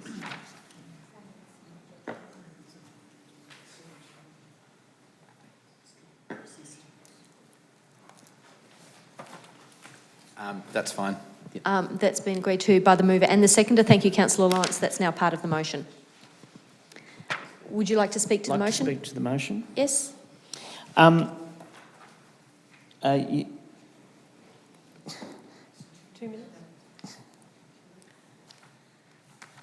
I won't waste a second. So, yes, look, this submission follows on from a lot of policy work and influence that the City of Darebin and the community in Darebin has had, particularly on solar policies at the state level. As was mentioned by Councillor McCarthy, the Saver solar scheme's gone on to actually influence state policy. And what that's about is that micro solutions or consumer-based solutions that don't have transportation of energy are the way forward. And obviously there's a lot of other systems that exist in Europe that not only combine those localised energy networks but actually eradicate landfill. So there's a lot of things we still are not looking at in Australia. So this engagement is very good. Now, why I added the stormwater systems to it, because while we mentioned the heat island effect and the need to increase our activities on open space, and we've had a long debate tonight about tree cover, the state government, local government ministry still doesn't consider open space core council business. So it's important that we, in these strategies, that we remind them that we're one of the biggest managers of open space and tree cover is part of a climate emergency response. So these are good things to bring back to the table at state government level. Now, the issue of the biggest impacts in this city, often people talk about Bayside suburbs in relation to climate change in terms of rising sea levels. But one of the characteristics of Southeast Australia's impact in terms of climate change is a net decrease in waterfalls, but high intensity rain. So we've got 10% of our city which is vulnerable to high intensity rain events. That is, it's covered by the SBO, it's covered by the 1 in 100-year flood. So we require millions to actually mitigate for that. Thank you. Are there further speakers? There being none, I'll put that to the vote. All those in favour? That motion is carried. And that brings us to item 8.5, Streets for People Northern Reservoir Corridor Strategy. That's moved by Councillor Newton and seconded by Councillor McCarthy. Thank you. Councillor Newton. Okay, so I'm speaking in support of endorsing the public release of the draft Northern Reservoir Corridor Strategy. So this is our second, I think, Streets for People program, and we've been working on this really hard. So what it does is it basically really prioritises streets for cyclists as well as making it easier for pedestrians as well. So, and what I'm really pleased by is that this is happening right in the north. So this is something that at one of our last council meetings, Councillor Greco made sure that we didn't have the north and Latrobe Ward miss out on this one. So what we're going to be doing is looking to convert some roads into shared streets where green space, walking and cycling take priority. And I'm really keen to hear what people think of this as we're putting it out for consultation. Thank you. Thank you, Councillor Newton. Councillor McCarthy. Look, I just would support Councillor Newton's comments in relation to this and the success of the Streets for People program along the train line further south near Croxton Station, and the work that's undergone in terms of that community design process is really important in people understanding and revisioning how they can actually not only travel along streets such as those sorts of corridors, but also undertake a whole range of other activities with council in relation to greening those streets, looking at the opportunities, picking up on Councillor Lawrence's point before about rainwater capture and managing some of the stormwater impacts, actually rethinking the street environment not just as a thing that cars drive along, which is often how they've been built, but in fact a key part of how people and the environment live together. And so I won't go into everything that's taken place in relation to that. The opportunities in this particular location are different to what we've undertaken elsewhere. So it's going to be exciting to see how the program rolls out in this context. Thank you, Councillor McCarthy. Are there further speakers? Councillor Lawrence. Yes, Mayor Rennie. Look, I'm going to speak in favour of this endorsement in terms of putting it out to public release, but I would note my concern with some detail in the report, and because that is just to do with one specific, street, it's something I think that will come out in community consultation. But I'll flag it here that because I've lived in this area and had to use Crookston Road, these photos are during the day. At night, there already is traffic calming because everyone comes home and parks. So I just think that some of the outstations and removal car parks in streets that are narrow are going to be problematic further down the track. But obviously Broadhurst Avenue, which is very wide, this strategy is a very good strategy for Broadhurst Avenue. Thank you, Councillor Lawrence. Are there further speakers? There being none, I'll put that to the vote. All those in favour? That motion is carried unanimously. That brings us to item 8.6, Local Government Power Purchase Agreement. That's moved by Councillor McCarthy and seconded by Councillor Lassurf. Councillor McCarthy. Thank you, Mayor. This is a really exciting item, and for councillors who have had an opportunity to see what this means in practice through NAGA and through other council environments, everyone is talking about the PPA because it is the biggest thing that's happening in local government apart from the recycling crisis at the moment, or the reform of the Local Government Act. Yes, there's a lot going on right now, but this is the exciting thing and this is the positive thing and this is the thing that signals how mass-scale, large-scale change actually happens in a sector like ours, which is that in this case, Darebin Council made a commitment in its climate emergency plan to look at the opportunity to partner with other councils to shift our energy consumption from being dependent upon fossil fuels and a mix and some renewables to switching, in this case, as this report will take us down if adopted, to 100% of our energy being procured through a group purchasing model, a group project, in this case a group power purchase project. The report refers to 43 councils that have come on board as part of this.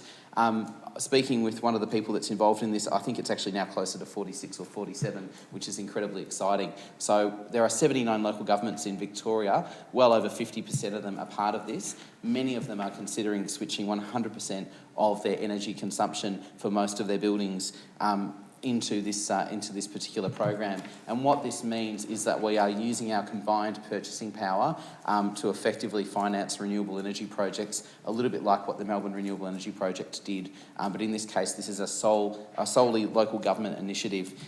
It is going to be absolutely fantastic, because what it also does is that it brings some other councils into the conversation, into the picture, who otherwise would not have been able to do this on their own, because they simply don't have the in-house expertise. So this is where, working as a collective with other local governments, we've been able to achieve something pretty significant. And assuming that this is supported by councillors tonight, we'll be committing 100% of our, as you can see, our small market account types to this program. Obviously, there's quite a bit of work that has to undergo to get us to the next stage of the renewable energy projects actually being built, constructed, financed in that process. But the key bit is actually building that collective understanding, that agreement amongst councils to get us to this stage and over the line. And the more councils that are involved, the more power that they commit to this project, the more influence we can have in that procurement stage. So it's about working smarter and bigger, and getting a better outcome that's in line with what our community expects from where our energy should be coming from. If the state government was to see that this is the sort of thing that they would like to get on board with and involve themselves in, that would be a fantastic thing. And so we'd love to inspire other levels of government to go down this path too, and support other councils to get on board next time. Thank you, Councillor McCarthy. Councillor Lasserf.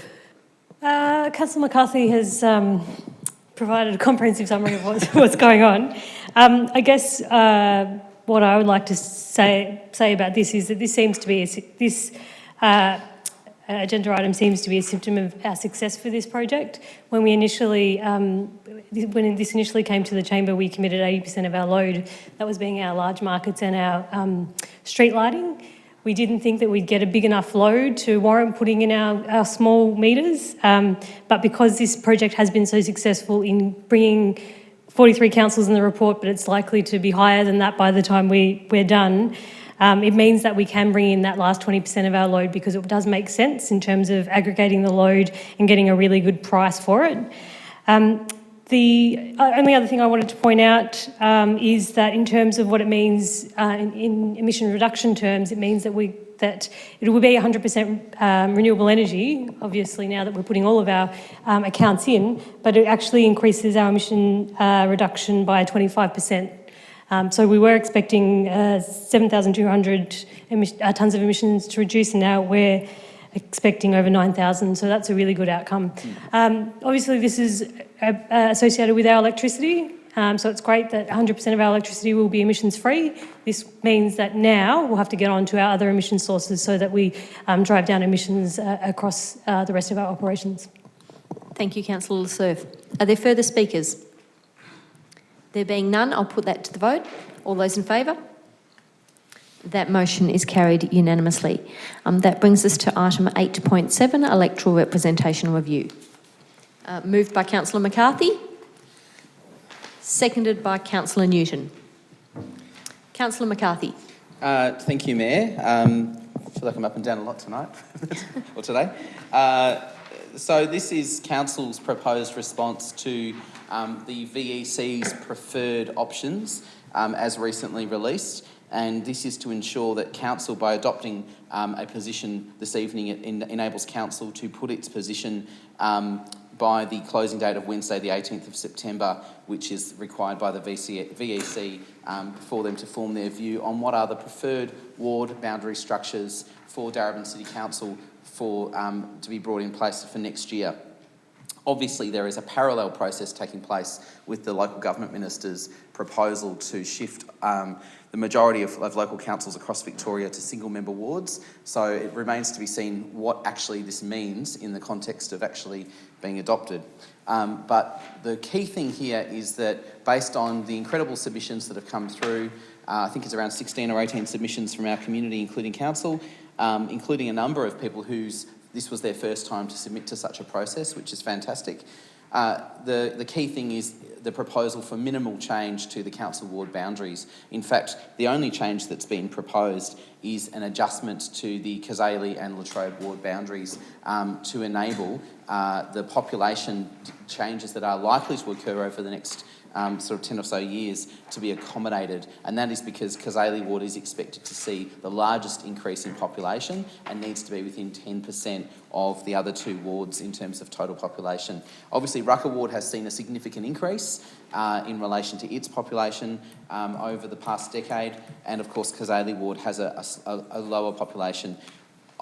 The proposal put forward by Council to support the VECs, option A, their preferred option, involves around around 2,000 people who would be moved from Kazali Ward into Latrobe Ward.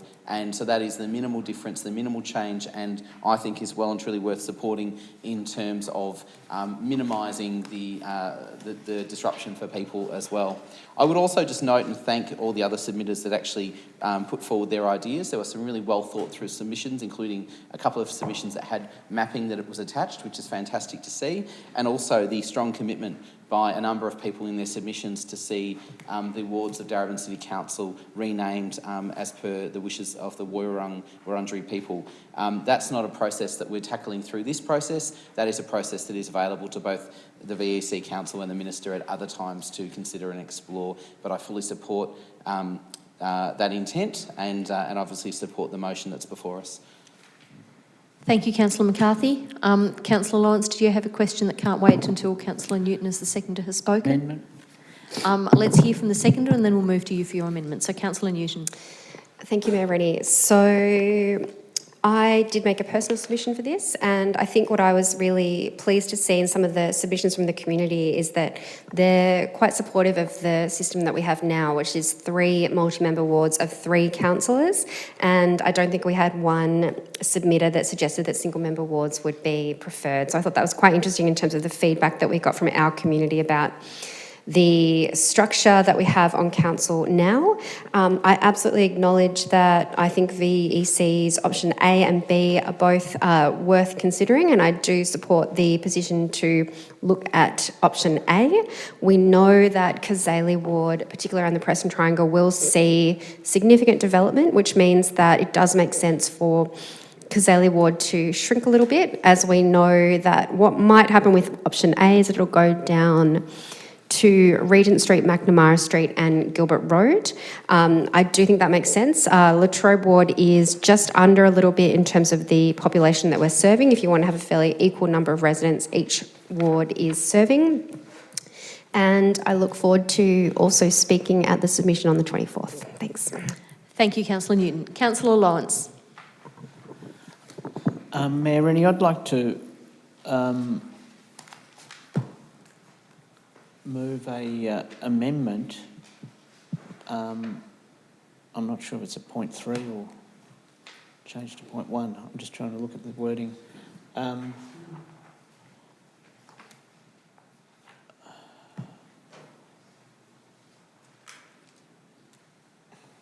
Perhaps while you're thinking about the wording. Well, I suppose I'd move that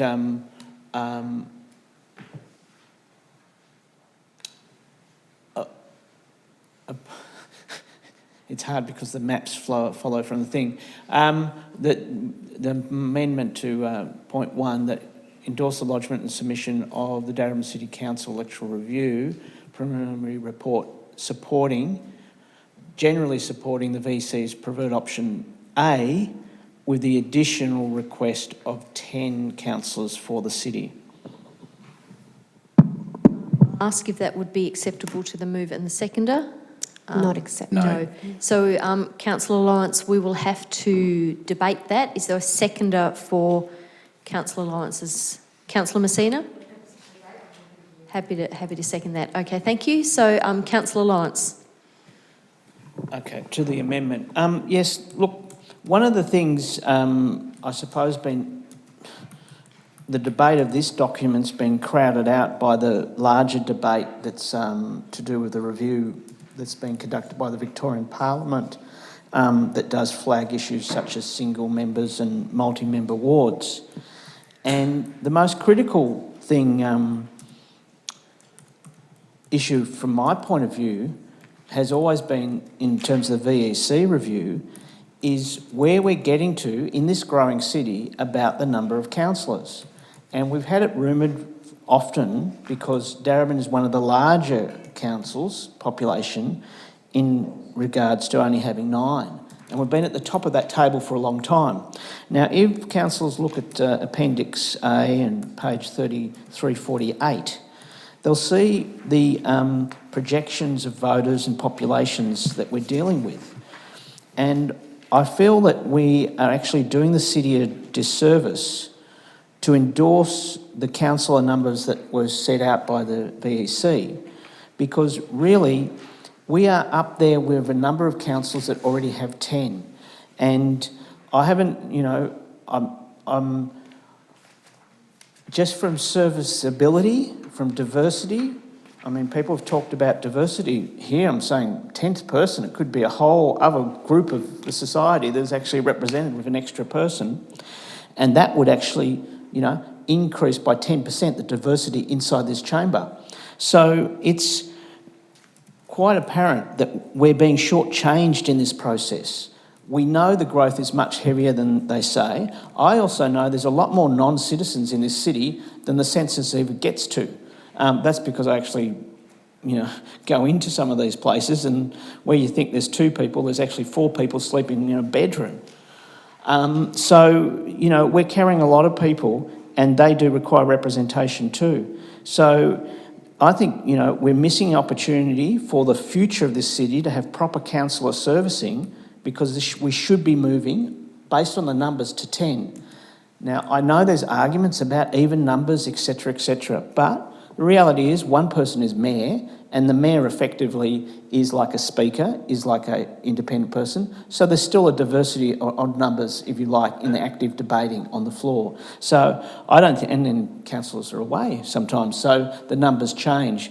But I think about having 10 representatives in this growing city is something we should be arguing for. Thank you, Councillor Lawrence. Councillor Messina? I have a question. I'm just looking at this table on page 348 in relation to Darebin City. It states that our population, according to 2016 census, is 146,719, yet my figures in my head equated to 160,000 residents. So is there a discrepancy there? Because I'd like to have some clarity around that, please. I'll refer that to Stephen Sagona. Or not? Thank you, Mayor Rennie. The figure of 117,000 refers to the number of voters as opposed to total population in the city. No, I don't think that was my the question. question. I think Councillor Messina queried whether the 2016 census data was correct in terms of the population of Darebin being 146,000. Through you, Mayor Rennie, and my apologies, Councillor Messina. Might have to take that one notice and come back unless... I would like some clarity, because that's a critical point in this debate, because my understanding there's 160,022 residents that reside in the municipality of Darebin, not 146,000. Can I suggest that anyone with Google could find the population of Darebin as per the 2016 census in about 30 seconds, so we'll get that clarifications. What was that, Councillor Leserve? 4719, according to Wikipedia. Okay, I'll refer that to. Sorry, stop. Thank you. I'll refer that to Ms. Wilkinson. Through you, Mayor Rennie, the census stats referred to in the VEC report will be right. The 160, I know the 165,000 or 164,000 figure. That appears in council documents and appears to be something that has been repeated over and over again. I suspect its origin was based on an estimated population based on this time, and it will have been based on growth rates from prior to the last census, so the 2012 census. 2016 census data has just been released, so its accuracy, it's the most current figure we have. Probably includes the homeless people. Okay. Thank you, Ms. Wilkinson. Councillor Messina, you seconded Councillor Lawrence's thing, motion. I'm actually not happy with the reply, only because I've seen lots and lots of documentation that states 160,000 is what the residency is over the municipality. So based on that and looking at statistical data, I'm happy to support Councillor Lawrence's claim that we should have 10 councillors over our municipality. Based on the information that I've seen and repeatedly seen, it's only the first time now that I've seen this figure of 146,000. And in coupling that with the rate of population growth that's going to happen in Cazaly Ward, I'm happy to state that we should have 10 councillors in this municipality with one additional at Cazaly. Thank you, Councillor Messina. Are there further speakers to Councillor Lawrence's amendment? Councillor McCarthy. I'll speak against this, and it's. I would note that the figure that's often quoted, I think of around 160,000 odd residents, is an estimate. It's an approximate. It's not the ABS figure. The ABS figure is pretty clear, but that's actually a moot point, I think, in this consideration. What we have before us here is actually the question about whether or not we wish to throw our support behind VEC's preferred option or not. And what VEC's preferred option is as close as possible to the status quo to minimise disruption to both ward boundaries and electoral structures. I think there's a logic to that from a council perspective, which is to say, yes, VEC, we think you've got it right. By all means, some of us may believe that council should actually comprise more people, 15, 20, whatever it might be, that you can pull numbers around and throw them around. That's not actually the point. The point here is that we're in a very particular, very tight process, and the strength of our submission is actually to say, we think you've got it right in relation to the ward boundary structure. If we disagreed with that, we would actually be talking about changing the number of councillors as well, because in order to insert an additional councillor into that structure, you're actually then throwing the numbers out based on the average number of councillors that residents at each council expects to represent. These are flawed terms. These are not perfect terms, but to change the number of councillors would also necessitate actually a change to the ward boundary structure. So those two things I think are inconsistent, and therefore I can't support and can't accept Councillor Lawrence's point about point 10, because it actually negates our support for option A more generally. If you add an extra councillor to Cazaly Ward, you then change the number of residents that are represented, or residents and traders that are represented by Cazaly Ward councillors, and that's actually opposed to what VEC is proposing. Thank you, Councillor McCarthy. Are there further speakers? No. So we're now voting on the amendment. All those in favour? And against? That amendment is lost. So we're back on the debate on the substantive motion. We'll just get that back up. We've heard from the mover and the seconder. Are there further speakers? Councillor Lawrence. Yes, Mayor Rennie, I'd like to speak against this. The VEC has really not done their job.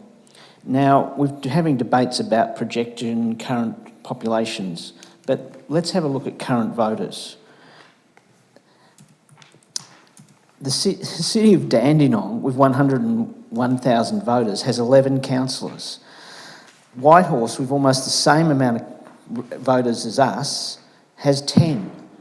I'm surprised they haven't even considered 11 councillors, given the growth. They've been so distracted with a debate with the minister, their own debate with the minister, on this multi-member and single ward member, they've failed to do their job. The basic figures are very clear. Darebin should have 10 councillors. That's easily accommodated with a 3, 4 and 3 multi-member ward, or it could be accommodated with 10 singles. That's, 9 councillors. We started way back in 96. We've now not only got all these extra voters, we know we're carrying a massive amount of international students and others who are here. And I know the governments want to pretend they aren't here, but they are here, and we do look after them.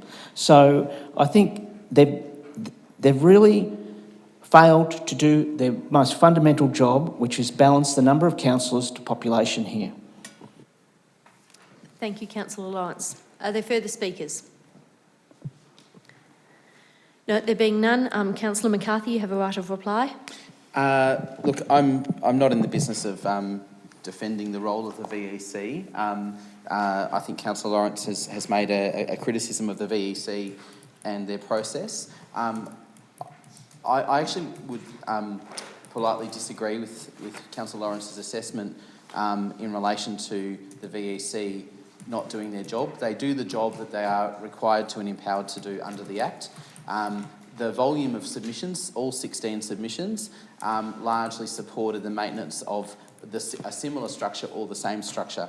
But I also want to just pick up on a criticism that Councillor Lawrence made in his speaking against this, which seems to echo a criticism that I also heard from the local government minister, which was a reference to the VEC being, in this case, I forget the term, the number crunchers. And I think that this is a difficult role that they play. They are public officials. They are, they are public servants. And I think we need to show a bit more respect to the workers who do the work, because they are the people who, at the end of the day, are trying to deal with complexity. They're trying to deliver a just outcome for communities that is both democratic, that is ideally egalitarian and representative of diversity, but they operate in a pretty hostile environment. And I would just like us to take a bit of care and caution in terms of how we speak about those people who are workers and who do the work, because of the legislative and organisational environment that they operate in. So on that notice, I just would reiterate my support for the substantive resolution as put forward by the officers and the work of all the submitters in engaging in this debate, and would reiterate my support personally for renaming our wards in the future as per Wurundjeri and Woiwurrung preferred names. Thank you, Councillor McCarthy. I'll now put that to the vote. All those in favour and against? That motion is carried. Mayor, could I have my opposition recorded there? You can have your opposition, and so we'll record that Councillor Messina and Councillor Lawrence voted in the negative. Let's move to item 8.8, demolition of toilet block. Moved by Councillor Newton, seconded by Councillor Williams. Councillor Newton. Thank you, Mayor Rennie. So I'd like to move the recommendation as on screen. So this is that Council approves the demolition of the existing public toilet block at Edwards Lake Park, Griffith Street, to enable the design and construction of a new compliant changing places facility at this location. So Councillor Williams and I are both on the Darebin Disability Advisory Committee, and we have just launched, after quite a few years of talking about it, the first changing places facility, which is just behind here opposite the library. And this is something that is going to make a huge difference to people in our community who have high needs, who need a particular kind of toilet block and change room. So the changing places design allow people to who have high needs to stay at places for longer. So the fact that we're planning on, once this demolition happens, to consider a changing place toilet at Edwards Lake Park is really wonderful, because what it means is that members of our community who might not have been able to stay at Edwards Park Lake and enjoy the surrounds there for long will now be able to. So I think that anything that we can do to make our facilities and our parks and our assets more easily accessible by all members of our community, I'm incredibly supportive of, and it's really great to see this happening in Latrobe Ward. Thanks. Thank you, Councillor Newton. Councillor Williams. Thank you. Some years ago that we launched the public toilet strategy, and through the strategy we did pick up that there was obviously a huge gap, especially for those who have disabilities. This particular site goes back to, initially was built in 1995, so we will be demolishing this particular toilet block to fit in with the changing place facility, which my fellow councillors already mentioned that the first one was actually opened in Preston only last month down at Colvin Grove. This particular changing place facility allows accessible adult change facility for people with high needs, as well as with people with physical disabilities. The changing facility caters and supports users and their carers where they require additional space, assistance and specialised equipment to allow them to use toilets safely and comfortably. The new facility will be making out and about in the community possible for people with special needs who might otherwise not be able to to attend or go out. I look forward to officially attending the new toilet block at Edwards Lake, which I know will benefit many in the community. I know it does come at a cost at $118,702. However, it is definitely well worth it, and we need to come up with the rest of times and including all in our municipality and not discriminate and continue to discriminate those that have either a physical or a mental disability. Thank you, Councillor Williams. Are there further speakers? There being none, I'll put that to the vote. All those in favour? That motion is carried. And that brings us to 8.9, Reservoir High Netball Courts. Moved by Councillor Williams, thank you. Seconded by Councillor Lasserf. So, sorry, Councillor Williams, I'll just need to get you to add the relevant details.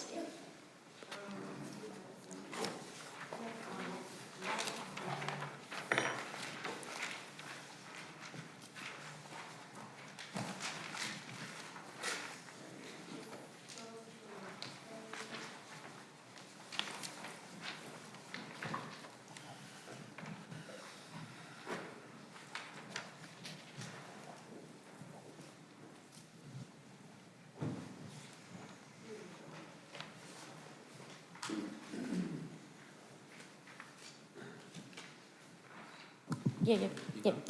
I apologise, sorry, I've got multiple screens opening for different bits that I'm talking on. Okay, we have the site that we're looking at is at the Reservoir High School netball courts. It's actually courts that are actually so run down. Sorry, I'll just get you to avoid, just put the motion in first. Oh, okay. So just the confirm. courts are going to be restructured with the Eltham Excavations Proprietary Limited field for the contract sum of $645,991 GST inclusive. There will be a $55,000 inclusive of the GST, being approximately 8% of the contract amount. And in addition, there'll be a tender amount to be used if required for variation of other unforeseen items as part of the contract, which, as we know, these things happen. And just to authorise our CEO to finalise and execute that contract on behalf of council. Thank you, Councillor Williams. That's great. So you can now speak to the motion. Okay, we have a site that has over 700 students down at the Reservoir High School there in Reservoir, just on Plenty Road next to the Darebin Stadium. As you know, it's a stadium that multiple people and thousands that come there every year for whatever reasons. It might be karate or holiday school programs. But in this particular case, we have outdoor courts that are so run down that they are no longer fit under the current safety standards. So in this particular situation, we'll be looking at new courts that will have new night lights, so that will allow the netball players to have both during the day and nighttime sessions, so it'll be more competitive for those obviously who are engaging, because netball is becoming not up and coming sport, it's always been there, but it's very much a growing sport. Thank you, Councillor Williams. Councillor Lasserf. The only other thing that I'd like to add is that Council has received project funding in 2018-19 for SRV. So this is very much a project is being delivered in partnership with the Victorian Government, and their contribution was just over $1 million. So that's quite significant. Thank you. Thank you, Councillor Lasserf. Are there any further speakers? There being none, I'll put that to the vote. All those in favour? That motion is carried. That brings us to item 8.10, draft financial statements. Moved by Councillor Messina and seconded by Councillor Newton. Councillor Messina. Thank you. Through you, Mayor Rennie, I'd like to insert the following. I'm happy to endorse the officer's recommendation and add for point number 2, authorises Councillor Kim Lasserf and Councillor Lena Messina, being myself, to sign the financial statements in their final form after any changes recommended or agreed by the Auditor-General have been made. And item number 4 authorises Councillor Kim Lasserve and Councillor Lena Messina to sign the performance statements in their final form after the changes recommended or agreed to by the Auditor-General have been made. Thank you, Councillor Messina. You may now speak to the motion. Thank you. Mayor Rennie, for the financial year ended the 30th of June 2019, Council achieved an operating surplus of $19.27 million, which was $4.7 million more than the budgeted for the annual budget. The higher surplus reflects many factors, including the timing of the receipt of the capital grants and early receipt of 50% of the 2019-2020 Victorian grants funding. 2020 sounds a bit of a mouthful, isn't it? Higher than the anticipated monetary contributions associated with the receipt of a small-scale technology certificates for the Solar Saver program, proceeds from the sale of the discontinued road in Plenty Road, the offset by higher major maintenance expenditure originally anticipated as capital works. Mayor Rennie, Council has spent over $32.47 million on capital works for the year ended 30th of June 2019, which was $19.46 million less than the annual budget of $5.2 million. Also, Council has carried forward capital works project totalling $7.63 million from 2018-19 to be completed in the following year. That includes $240,000 of road rehabilitation works, $2.05 million of Beavers Road Bridge, $700,000 for the G.E. Robinson Reserve Pavilion, $1.4 million for the Bill Laurie Oval Pavilion, $300,000 for the Bundoora Homestead Play Space. Council cash and investment position at the end of June was a positive bank balance of $89.1 million, which was $39.52 million ahead of budget. This result primarily reflects the funding of capital works carried forward for the completion of the 2019-2020 year, an increase in the level of capital grants and contributions received, sale proceeds on the discontinued roads and the timing of the receipt of the grants itself. And finally, in relation to the performance statement of the 28 indicators audited by the Victoria Auditor-General's Office, 16, I beg your pardon, I'm getting ahead of myself, 16 were exceeded on or approved on the comparison to the results of the previous year. I think I'm going to practice 2020 a lot in the next couple of months. Thank you. Thank you, Councillor Messina. Councillor Newton. Thank you, Mayor Rennie. So just briefly, the Audit Committee at its meeting on the 26th of August this year recommended to Council to approve in principle the annual financial report containing the financial statements and the performance statement for the year ended 30th of June 2019. The Council's approval in principle of the statements tonight is required before the Victorian Auditor-General's Office will issue their final audit opinion. Thanks. Thank you, Councillor Newton. Are there any further speakers? There being none, I'll put that to the vote. All those in favour? That motion is carried. That brings us to the next item on the agenda, 8.11, MAV State Council. Mayor, just in relation to that, I just wanted to propose 2 slight alterations to the words in relation to the actual motion that is the attachment B, Appendix B. And those words in moving this would be where it says that the MAV call on, it should be calls on, so there should just be an S after call, just a minor thing there. And secondly, in the second dot point, to delete the word dollar, which is redundant. Okay, thank you, Councillor McCarthy. Now I'm just going to hand over to Stephen on my right, just to make sure that all councillors are aware there's a couple of minor inconsistencies in the A's and B's in terms of appendices, so I just want to make sure that they are... Appendix A, I should say, sorry. Well, it's Yep. just wait, Yep, sure. okay. Mayor Rennie, the actual, on page 455, Appendix B, it's actually it's headed off Appendix A, but in fact it is Appendix B, and that's in your recommendation before you.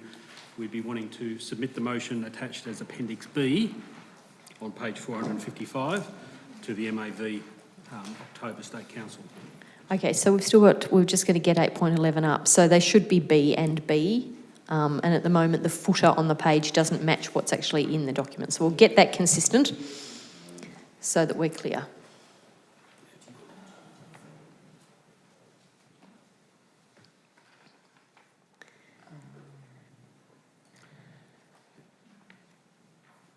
No. Sorry.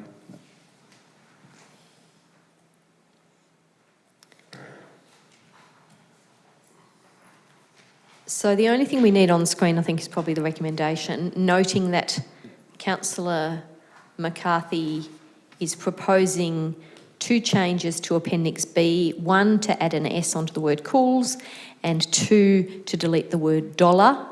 Those are semantic, technical changes. They don't go to the substance. So I think on that basis we have our motion, and I'll ask if there's a seconder. Seconded by Councillor Lasserf. I'll move an amendment. Thank you, Councillor Lawrence. I'll take that as foreshadowed because we'll hear from the mover and the seconder before moving to the amendment. Thank Councillor you. McCarthy. Thanks, thank you, Mayor.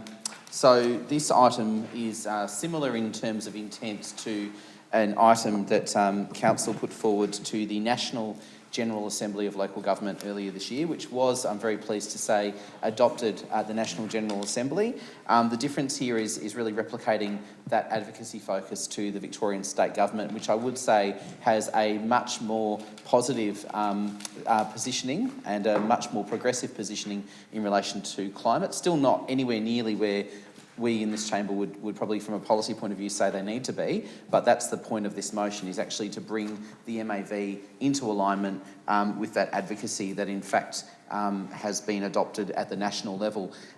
The other key change here as well is to talk about the state government making a contribution in the order of about $1 billion to support climate resilience for vulnerable communities. We've had a few items in the chamber this evening that actually speak to that exact issue, such as issues to do with flooding, issues to do with drought, issues to do with sea level rise, urban heat island effect, all those impacts that are a result of climate disruption and increased climate disruption in the current context. It is so often local government that has to step in, pick up the tab, not only do the emergency relief in relation to these matters, but actually pick up the after effects as well. But I would also just point out that, and this is probably a key point for me, having looked at this now in a bit of detail in a few forums, is one of the dot points further down, which refers to amending the Planning and Environment Act to taking into account climate risk as a factor in planning schemes and planning decisions. I would note that the Planning and Environment Act was amended by the State Parliament as recently as August last year. So the Planning and Environment Act is one of 2 pieces of legislation that governs a significant percentage of council's work.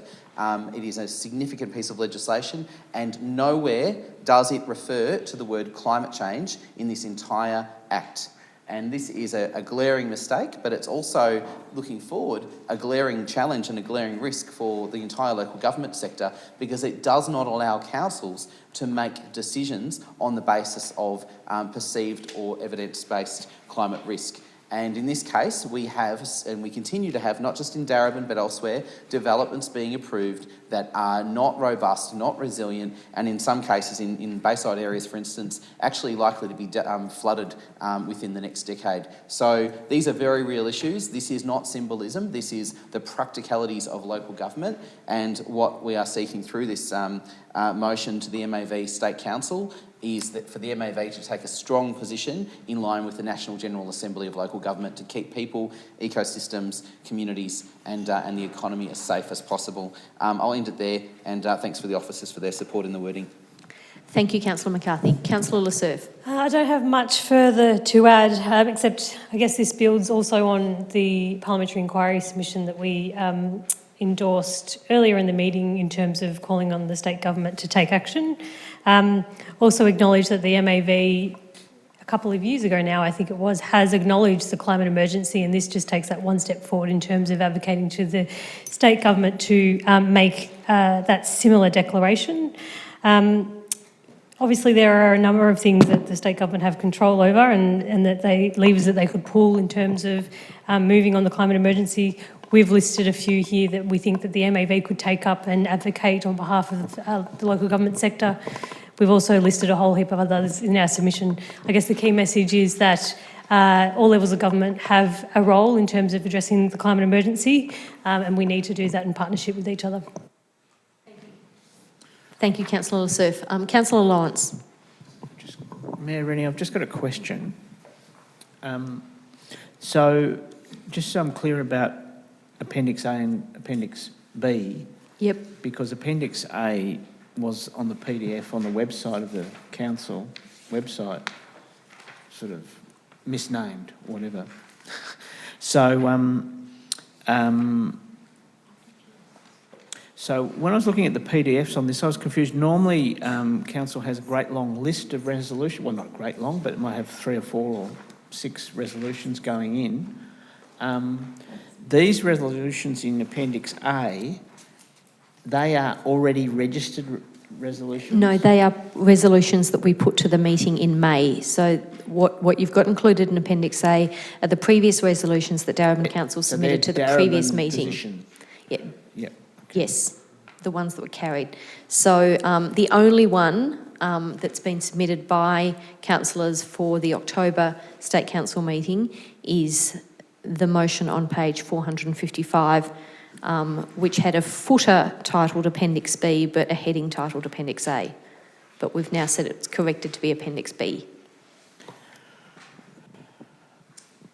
Okay, so these are not being submitted at all, they're previously submitted. The previous list have been dealt with by the State Council. The only thing being submitted this time for the October meeting is the motion that Councillor McCarthy and Councillor Lasserve have just spoken to. The other ones having been dealt with, and the MAV has a quite specific... No, the other ones by the MAV. Yeah, that they were supported by the MAV.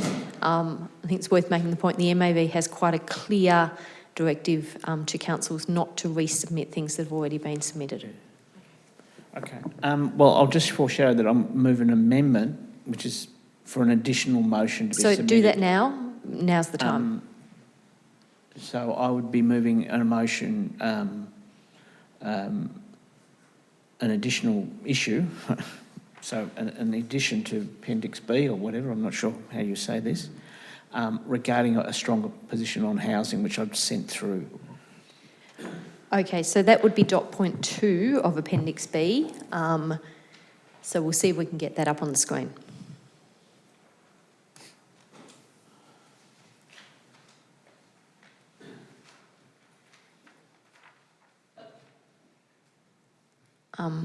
That the MAV acknowledges the need for.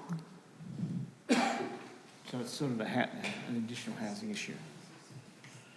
It's confusing with that. So what that point 2, can we just say that that would be an addition to Appendix B rather than part of the motion? So the motion itself would continue to be that council submits the motions. We'd put motions with an S as attached to Appendix B, and that Appendix B be amended to include point 2. As a separate... As a separate, A housing motion. So that Appendix B be amended to include that.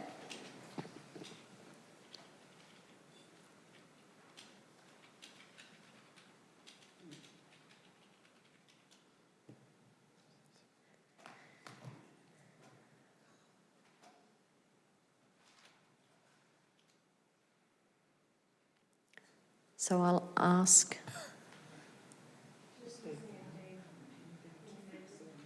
So that Appendix B be amended. Yep. So we need to add a B, but I think the intention is clear for the mover and the seconder to know whether you would support that amendment to the motion. Separate issue. Yeah, no, they're two separate. I think that's clear that we would be submitting 2 motions. They would be debated separately at the MAV. They're not going in as one motion.